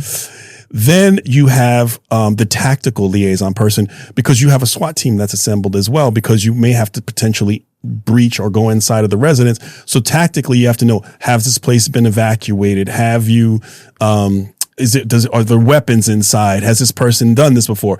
So the TAC and the intel person feed this information to the secondary. The secondary can write notes and feed it. Then you have a scribe who scribes all this information. Okay. So the case that I was talking to you about was this person who had gone through this thing. He was going through this thing, and it was a newer negotiator that was on as the primary. And after all this time of talking to this guy and getting to know him, the guy says, I know exactly what you're doing, and you really suck at it, and then shot himself in the head. He said, you really suck at it. That was the last thing that he said. It would kind of suck though if that you're considering unaliving yourself. You get on with the negotiator, and he's just horrible at it. You're like, oh God, like, yeah, dude, that's crazy. That's a mic drop, bro. Yeah, it is, and that person had to live with that. You know that that's their record on the department is that were they really good at it though, and the person just didn't know it, and that because anybody could say that could be an asshole move. It can be, and part of it was that because I mean, how is it and what is good, right? How is it and what is good? Because I mean, I actually brought a scenario that I was going to work through with you if you wanted to try to be a negotiator. And so basically, this is pretty cool, man. Because this is a I put this together, which is a composite of a few different negotiator things, and I'm going to tell you, you're going to be the primary. Okay. And so here's the situation. I can read it, or you can read it on what the situation is, and. Actually, I'll read it to you like as if you just showed up at the scene that you just rolled up. All right. Okay, great. All right. Theo, you're going to be the primary in this one. Okay. You got it. The subject's name is Michael Brady. He goes by Mike. The background intel we have is he's a middle school biology teacher for the last 14 years. He's a youth pastor at a local Christian church for the last 7 years. He's 47 years old and he's a white male. He's been married for 18 years. His wife's name is Carol Brady. She's 46 years old. They have one son. His name is Bobby Brady. He's 9 years old. Today, Michael was put on administrative leave for school when sexual assault detectives came to the school in an anonymous tip. He allegedly impregnated a 14-year-old student. Her name is Pamela Phillips. Mike Brady is currently barricaded inside the residence. We got the call because Mike came home, told his wife to get out of the house as he entered an upstairs bedroom and shut the door. He appeared to be holding a firearm. He is currently barricaded inside the residence. Your personal observation, Theo, is that as you pulled up to the scene, you see a young boy in a baseball uniform talking to detectives, and he's crying hysterically. Presumably, this is the son, Bobby. Okay? Tactical intel. There are two known firearms. There's a shotgun inside, 45 caliber automatic pistol. SWAT has arrived and they set up the inner perimeter. Neighboring houses have been evacuated. You can ask me 3 questions and then I'm going to begin as though I'm Mike and you're going to talk to me. Okay, I asked you 3 questions. You can ask me 3 questions to get some information to get started. About the case? Yep. Okay. Is it based on the Brady Bunch at all a little bit? I used that because I knew I'd remember those names. Oh, very fair. Okay. Damn, that's one of my questions. Let me think. No, that one you can throw us out. You can ask me 3 questions that pertain to, because you're going to go online, and when you go online, it's going to be pretty intense. Okay, so I'm going to go online. You're going to be talking to me, and I'm Mike Brady. Okay. You're the primary. Has Mike ever committed any priors? Prior crimes or with young women? Prior, like assault charges? Nope. He has his record is completely clean. Okay. How tall is he? Interesting question. He's 6 foot even. Okay. And is he on any medication? Very good question. He is. He takes a sleeping pill to sleep. He has a sleeping issue. Ooh. Okay, sir. Hello. Hey, Mike. Yeah, who's this? This is Theo. Actually, I'm working. I'm here today, man. Just I really screwed up, didn't I, man? I think it seems like you've had a tough day. I have had a tough day, but I mean, I screwed up this time, didn't I? I think you're probably gonna have to answer some questions, but I think everything's gonna be okay, man. How's it gonna be okay? This girl's pregnant, man. I mean, how am I gonna face anyone after this? Well, I think you're gonna have to. Her dad's gonna be pissed. Yeah, I mean, yeah, people are gonna be upset. I'm not thinking about her dad. I'm thinking about my family. Okay, people are gonna. Yeah, it's gonna be. Yeah, man, it sucks. Okay? It does suck. It sucks. But here we are. Yeah. I mean, how am I going to face my son? Your son's pretty upset right now. Yeah, he is. Of course he is. I knocked up a 14-year-old girl. I'm a youth pastor in a church. I teach at a school. My life is over. Give me a good reason why I shouldn't just put this thing to my head and blow my brains out. Because your son's life is still around. And that's not what he needs right now. Probably right about that. But I mean, how can I face him, man? I think you call him first. Call him and say what? What would you say in that situation? I don't know. I don't know. I would tell him the truth. I would say I messed up. And you think that's the answer? To tell him I messed up? I know I messed up. I think it's part of it. I know you did, but he probably doesn't know what's going on. He doesn't. Is he out there right now? Yeah. You want me to put him on? Would you? Yeah. Okay. How do you feel? How do you think you did? Was that intense? It is intense. It is intense. Fuck, it's intense. Because you're like, even if you get to that part, is he just going to tell the son goodbye? Exactly. See, Theo, you are super wise, brother. That's exactly why we wouldn't put the son on the phone. Because that's exactly what he would likely do. He would likely, and so this is why we train. So a couple of other things, right? When we said son, that was a good opportunity for you to do what? Identify his son by name. Bobby. Because isn't Bobby different than saying son? Yeah. It's different, right? Yeah. My wife, that was opportunity, and I knew that. No. Look, use it as instructional. Use it instructional. It's very interesting. But that's when you say Carol, right? Right. Yeah, Carol, yeah.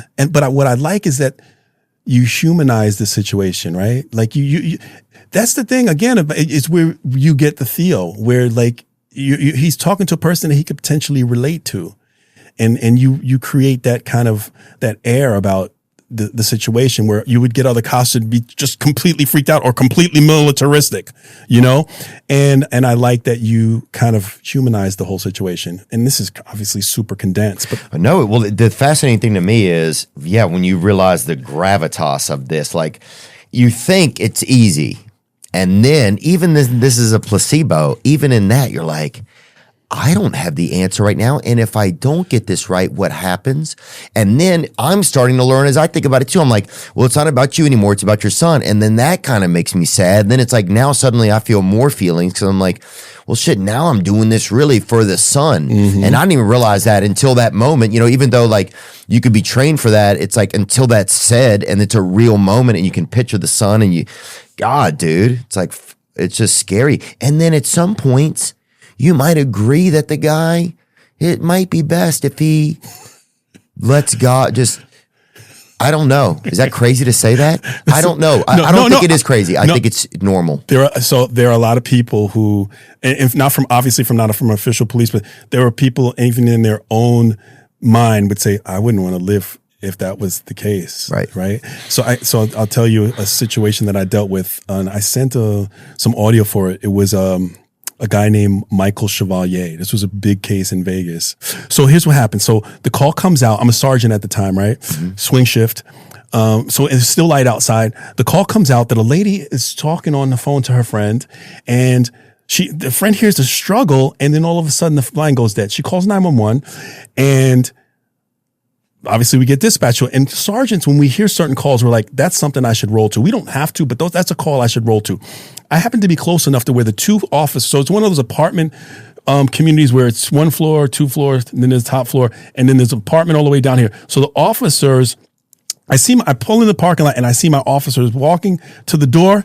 Then all of a sudden I see the door open and the officers pull out their gun and fall back, like to try to get away from whatever was going on at the door. And I hear them on the radio, 413, subject has a 413. So the subject came to the door with his arm around the female and the firearm to the female. I have my car in the parking lot, and then obviously code red. That means only emergency traffic. All the officers come. We get into the front of my car, and I have a dry erase, and I'm on the hood of my car pointing out where I want my officers to go and how we're going to deal with the situation. One of my officers at the time, a really sharp guy, he says, "Hey, Sarge, I got my rifle. In case he comes out, let me go over to this pizzeria right here, and I can engage him if he comes out with the gun." Great lesson. If one of your subordinates has a great idea, be very quick to listen and learn from them, because it was a great idea. Because the second that he gets over there, Chevalier comes out and starts shooting at us. Wow.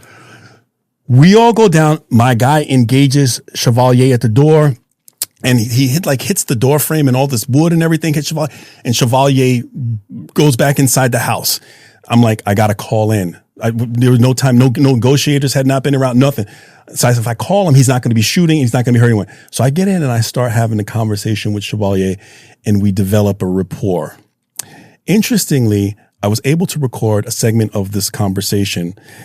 We'll play the conversation, and then I will tell you the nuances of the conversation that occurred, the aftermath of it, and how deep negotiations can be. Okay, cool. Yeah, tee that up there, Trev. I like to keep my word. And I know you do, and I remember that you said that if you get back on the phone with me, that you and I can work this out. Can we, if he comes we can up? work this out. We can come to some type of agreement. All right. And I'm a man of my word. I think the agreement they will come to will be release of the hostage, and perfectly she will be unharmed. But I like what you're talking. I like what you're talking about, and that peaceful agreement is the route that we got to go, man. Oh, SWAT team is here. Christopher, I want you to tell the SWAT team to move away from the front of the door. Can I just tell them to move them now? Would you tell them to move them now? Michael, can I tell you what's happening? Would you tell them to move away from the door? Okay, Michael, can I tell you something? Would you tell them that? All right, listen. I see them. Give me a second. I see the ladder, and I see them. Yes, Michael, that's absolutely fine. Listen to me. Let me just tell you what's going on. Remember before I explained to you what was going on? Remember I tell you what. Michael, remember before I explained to you what was going on? I tell you what. We're going to call 911 and attack this dude. Okay, so let me give you some background on this. Okay. I still get like really amped when just listening to that again, because it takes me right back there. So Michael and I had been speaking for a while, and the situation seemed like it was pretty much calm. Negotiators were arriving, SWAT team had arrived, and they were setting up in their position. At that point, Michael freaked out when he saw the SWAT team, because you see the SWAT team in their greens and their rifles, and you know that at some point, if you have a hostage, that something's likely going to happen. And it's not going to be good for you. Ultimately, the decision was made to go to condition 2. Condition 2 is when my job is to talk Michael in front of a window so they can shoot and kill him. So there is this interesting element to talking to a person that you are talking into their own demise. Wow. Talking to a dead person, essentially. That ended up not happening. What happened was, through electronic means, we were able to find out that Michael was doing things to the female. The decision was made to do an explosive breach into the apartment and then take Michael out, because Michael had been raping her. And now I'm condensing this because this is a very long, drawn out process. Got it. And he kidnapped the woman? Yeah, he did. She had her door open. She was out talking to her friend, and he grabbed her and pulled her inside. Got it. Pulled her inside. Yeah. Ladies just out there talking. Unreal. So ultimately, after SWAT goes in and kills him, she's laying right there. Talk about PTSD, or what a person has to go through. It's absolutely horrific. But let me talk about the nuance of language. If you watched what Michael was saying, mind you, the team is listening and watching every single word that a person says. There's one very, very interesting part of his conversation where he says, the hostage. Now, again, we would always want to change that back to saying the person's name, but I didn't get a chance to do that. And I did at other points in it. But what he says is, she will be relieved in perfectly, and he stops at perfectly, and she will be released unharmed. So why did he stop at perfectly? He stopped at perfectly because he knew that he was doing things that she was not perfect. Our minds and our language are so intimately connected. And when you get to understand, see where he says release of the hostage? He says, play that again, that part, just back it up a second or two. Release of the hostage, and perfectly she will be unharmed. But you see, he stopped and he flipped it because he knew that she wasn't perfect. He knew he was doing horrific things to her. And we listen to these types of things because we have to make a decision. How long do we wait before we go inside? Like, is he just sitting there, or is he actually doing that horrific? Could she lose her life? Right. Yeah, you have to make choices. And in becoming a negotiator, you, even in your own life, you're very, very careful with your own word choice. And often I'll find myself, when I speak to people, there are certain words that I don't use. I just have excised them from my vocabulary. And it's about, and positivity is also, like when I said sleep divorce, like I've caught myself because I don't like to attribute divorce to something that could potentially be positive. I commit myself to utilizing the positive form of speech whenever I possibly can. And it's incredibly important. It changes a lot of things, Really? especially when you're interacting. Like, give me an example of that. So, I don't use the word problem. Like I say challenge. Because then you look at things as a problem. Who wants to see a problem? I'd like to see a challenge, because if you overcome it, then it's just a challenge. You can almost always, if there's a negative connotation to something, even when you go out with your mom to dinner, if you think about and listen to the words that you speak, you can almost always a positive way that you could flip it. Back in the day, Wow. It really is. It's fun too when you think about taking that much. Yeah, it does seem fun, because then it kind of adds a little bit of a challenge to your own, how you're communicating. And the crazy thing is, you know who hears us the most? Us. Yes. And it means you care about what comes out of your mouth. You know, back in the day, I wrote a dating book called Mac Tactics. Really? I did. It was called Mac Tactics, the science of seduction meets the art of hostage negotiation. In 2005, I wrote this book, and it was about utilizing there it is. It's about utilizing language in the day. Ooh. Yeah. Is it helpful? Yeah. How would a hostage negotiator, what do you tell me if I'm talking to a lady? So it's interesting because it was more about, I changed Mac from what most people think Mac is, and I changed it to method, action, confidence, and knowledge. I co-wrote it with my boy, Rob Wise. Rob is like Rob is an NYU dude, super smart. He's my boy. Like, I was the content guy. Okay. And so method, action, confidence, knowledge, and all of those were what we call the pillars of power. And conversation was incredibly important as far as method was concerned. And minimal encouragers, so you know what a minimal encourager is? And so minimal encourager and paraphrasing are two things that negotiators learn to master. So a minimal encourager, like when I'm looking at you, how you're like minimally like shaking your head like that, you're naturally encouraging me to continue on with my speech. Okay. We have verbal minimal encouragers as well. Like when a person's speaking, you're like, okay, yeah. Yeah. So when you learn to naturally incorporate those things into your speech, it really encourages a person to open up. And if you're a good listener, you can hear everything that a person wants to say to you. And paraphrasing is when you listen to what a person says and then you say it back to them in a slightly different format, adding positives if necessary, which really shows them that you're listening. And in dating, that's an incredibly effective method of building a bond between two people. Really? 100%. Let's try it. Okay. How do we do it? So here's how we do it. Tell me about what your day was like yesterday. A small segment of your day.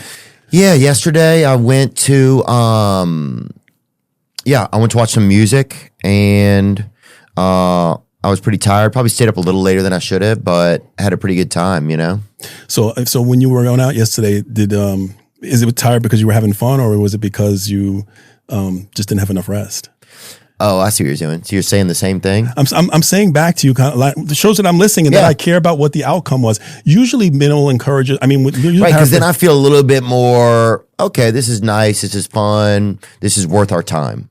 Yeah, and it gives you time to just kind of build a person's trust and sharing with you. Conversation and listening are two very, very important things. Not to be overbearing in your conversation, and listening to the other person and showing that you're listening. Negotiators are very good listeners. So me doing that exercise with you, I had an idea that you were going to be kind of good at it. Most people don't even first of all, they don't have the confidence to even try it. I was very pleased that you were willing to try it. But I had this thing about it because you're like very, very relatable. I have a thing that I think that you would be a good negotiator. I think that you have at your core the ability to be a really good negotiator. I thought about this movie where they call you Mr. Relatable, the primary, where it was not even really you. It's like a person who was like a younger you that was like a person who was a stand-up comic, and the guy goes to the show and decides he wants the 405 because he's just done with life, but he just related with you, and that you negotiate him out of doing it, and the police see you doing it, and then your arc is that you realize that in negotiating with people that how much it relates to things that you've been through in your own life. Do they have that? Almost sounds like a movie that I bet somebody would, not exactly, but I bet a negotiator, and they're really channeling things that are going on in their own lives, or what it happens to us. It happens does? To us. It 100% happens to us. But most of us don't have the natural relatability that you have. Like, I mean, no, I don't have any need to blow smoke, right? Like, I really like you. I think you're dope. No, but I'm thanks, just saying, man. Yeah, look, I but appreciate your it. relatability level is off the meter with all races of people, with all genders of people. I don't know if you relate it to yourself as well as you relate to other people, which might be an interesting element. That's interesting. That might be even part of the element of Mr. Relatable, the primary. But there's something there, and I think that you could definitely be a negotiator. The primary. That's a cool name for something. The primary. There you go, man. Imagine that. You talk the guy out, someone gets it on video that you did it, and the police are reaching out to you to handle these high-level negotiations, and you're trying to make your career work. You could do it, man. Thanks, man. That's some nice thoughts. And just so that's a nice thing you can do. If you're talking with a woman, pay attention and share stuff that they said back to them to create comfortability. Yeah, because a lot of times as guys, we don't necessarily listen. Like sometimes in the beginning, especially, you're just doing your best. It's like you're trying to survive. It's almost like you're treading water. It's like, I know I'm swimming, but I'm really just, trying to stay alive at this moment. And open-ended questions. This is an excellent open-ended question. And how did that make you feel? That's an excellent question. And be sincere about it. Like the stuff that I'm selling I'm not trying to sell it. This is the stuff that I'm sharing that really matters. Asking her, like, how did that make you feel? Like, if the girl that you go on a date with, she's like, oh my goodness, it took me forever to get here. The Uber driver kept looking at me. It looked like my boob was popping up. I get it. But how did that make you feel? Yeah. How do you feel about it? Yeah. How do you feel? You're like, I'm okay with it, actually. Just kind of was hectic. Because sometimes you need somebody to put you get all soiled. You need somebody to put you back in the pot, Yeah. Like, sometimes I'll be frantic and somebody will be like, but everything's fine. You're like, yeah, everything's fine. It's like fucking, I'll get caught down. I'll get caught going upstream when I really don't need to, What else was I thinking about? Oh, there's that famous case in Las Vegas of the shooter, right? There's a lot of conspiracy theories about that. Was that a real thing? Oh, yeah, it was real. I know some of the cops that entered. One of my cop buddies pulled a guy off the street and drove him to the hospital and dropped him off. I mean, one of my closest cop buddies did that. And I actually got a recording of him telling me about that because I used it in a training class that I had. But that situation, that 100% happened. Wow. Yeah, that was real. Yeah. That's unbelievable, huh? Yeah, that was wow, man. And just to show you, I wear this thing, it says Memento Mori, which means you remember you will die because you don't know when you're going to die. Can happen at any time, man. And that's the messed up thing about cop work is that it's always at either the forefront or the back of your mind that, you think about it. Like when it was crazy, when the driver picked me up today in the black vehicle, and cops think like this. I was like, is this guy not setting me up, right? This is legit. Like, you have this like a paranoia thing that goes around in your mind about like, if a person walks into a restaurant, we always sit with our back to the door. It becomes uncomfortable sometimes. Yeah. We're not with our back to the door, facing the door. So, but yeah, because I guess you develop, it's not really a paranoia as much as it is a preservation, really. It is self-preservation because seeing death on those levels, it's a trip. Just doing police work, sergeant work, a negotiation work, does it wear down your compassion or does it build it over time, do you think? Oh, that's such a good question. For me, in the immediate, you kind of build up this thick skin where you don't, like, for me, showing emotion is still a challenge for me in life. I get emotional, and you sometimes will see that there'll be tears that can well up in my eye, but I don't want to let them fall down. Oh yeah. So it's tough. But to answer your question, I think that while you're doing it, thick skin, as you get older, you become more like that. I really feel what you're going through. I wish that I could, and I don't like to say I wish. There's a way that I could help you. My goal is to figure out how I can do that. One of my lieutenants, I think you guys have the audio on this. One of my lieutenants, 405, and there's audio of it.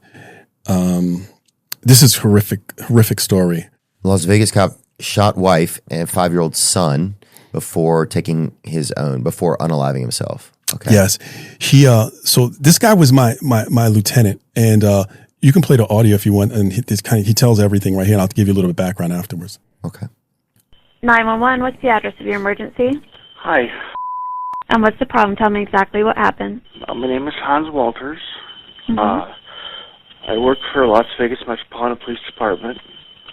I just shot and killed my son, Max, and my wife, Michelle. And I killed her because she's in such chronic pain from her neck and back and on more medicines and she's not going to survive.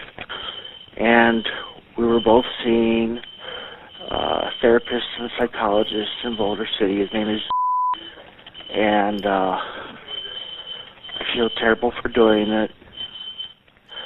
Okay, and okay, you... voice out. Please don't interrupt me, please. Okay. I've also set the house on fire, and 209. if the fire department comes to my house, because there's a fire hydrant right in front of my house, I'm going to open fire on them. So I have to wait till the house is burning, and then I'm going to shoot myself. Okay? So okay, I don't ask me any questions. This is real. This isn't a joke. The fire alarms in the background is because I set the garage and the bedroom on fire. My wife's in the bedroom. I shot her in the head. My son, unfortunately, is in the living room watching Oswald, and I shot him in the head, too. And, forgive me for my sins. Please don't call back. Thank you. Oh, my God. So, Hans was my lieutenant. And really? For a period of time, yeah. It was my lieutenant for a period of time. And he was one of the most soft-spoken, polite. Every time he would talk to you, he would say, please and thank you. Total family man. Wasn't a go out after work drinker type guy. Everything in the time that I knew him was about his wife and his son, Max. I remember there was a time, that's him right there, and that's his wife. She was a cop at one time.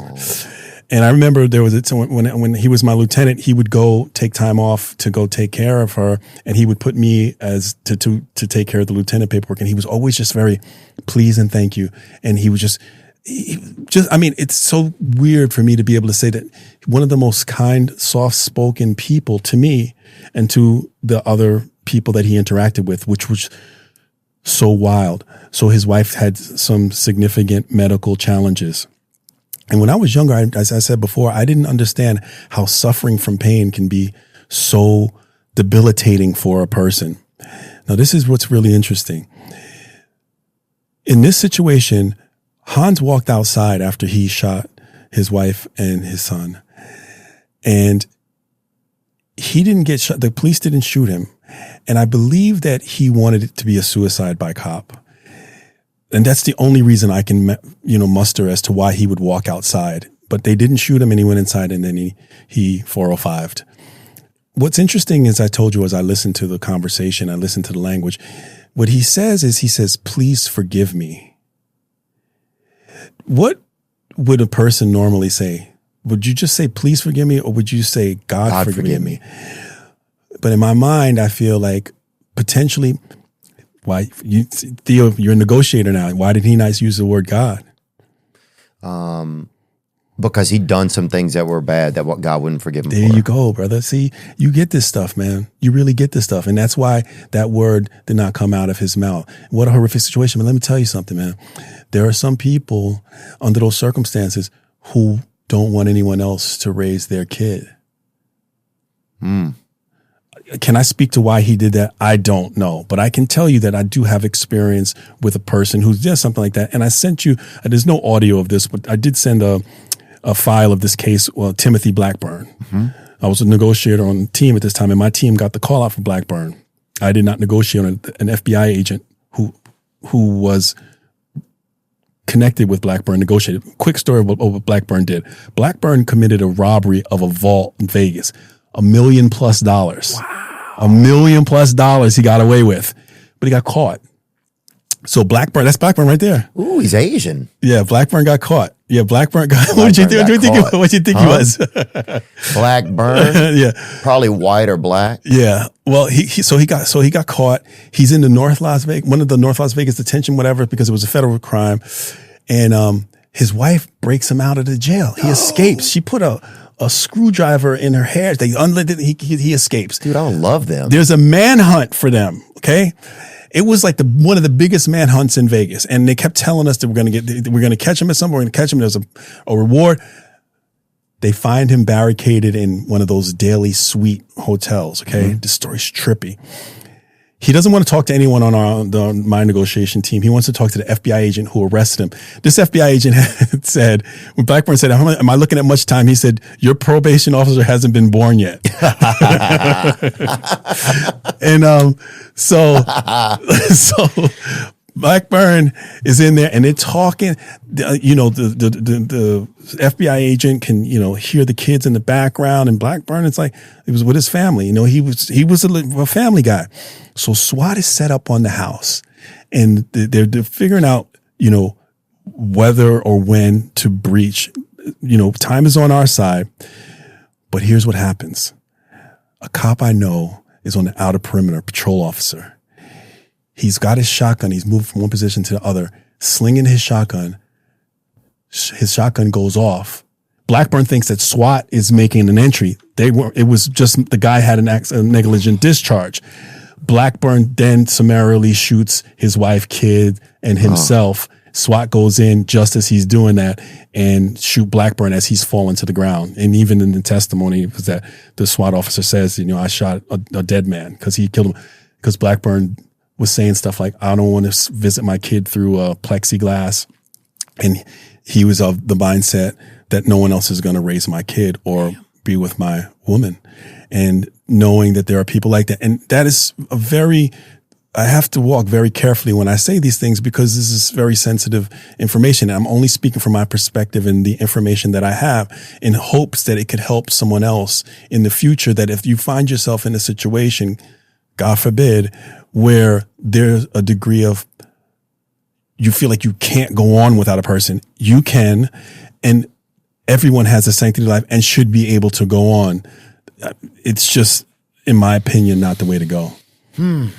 Yeah, it's crazy to think of all the little pieces of all the little avenues of things you would never think need to be information or that you would glean from an officer, a sergeant, a detective, a hostage negotiator. But the simple fact that you're saying, based on my information, if you are unaliving yourself, you shouldn't unalive other people with you because that's not the way to go. It's just, I don't even know who else even, that's an easy thing just to say, but you're saying it based on information that you've seen, Yeah. I think we talked, man, thank you so much today, Chris, for joining me, man. I think a lot, it's just interesting. You start to get even more of a scope of just what fills up the minds and the histories and the timelines of officers, of people that are there to serve, people that are there to protect, and how do they manage all that? Cut people slack too. Cut people slack. Yeah. When you're driving on the road, when you're in a restaurant, cut people slack. You could just really avoid so much stuff by taking a deep breath and making a different decision and not bullying people, man. And all of that stuff can lead to a person doing some bullcrap, like, some of the stuff that we see when people barricade and want to 405 them, Yeah, because once somebody goes over the edge, they're over the edge. They're over the edge. At that point, the original plateau doesn't matter to them anymore. The original gradient of things doesn't matter. When I drive, I carry something in my center console that will address a road rage situation, and it's not what you think. I carry a clown nose, a red clown nose, and if I see a person driving crazy, I really do this, Theo. I really do this. I put the clown nose on myself, and my only rule is I cannot take the clown nose off because I know that I'm not going to yell and scream at a person while I have the clown nose on, and if I take the clown nose off, I'm being a clown. You will not believe how many times that has stopped me from acting like an idiot. And it's just such a stupid, basic, simple way to avoid road rage. Because I tell you, the thing that will get the average citizen in trouble, two things.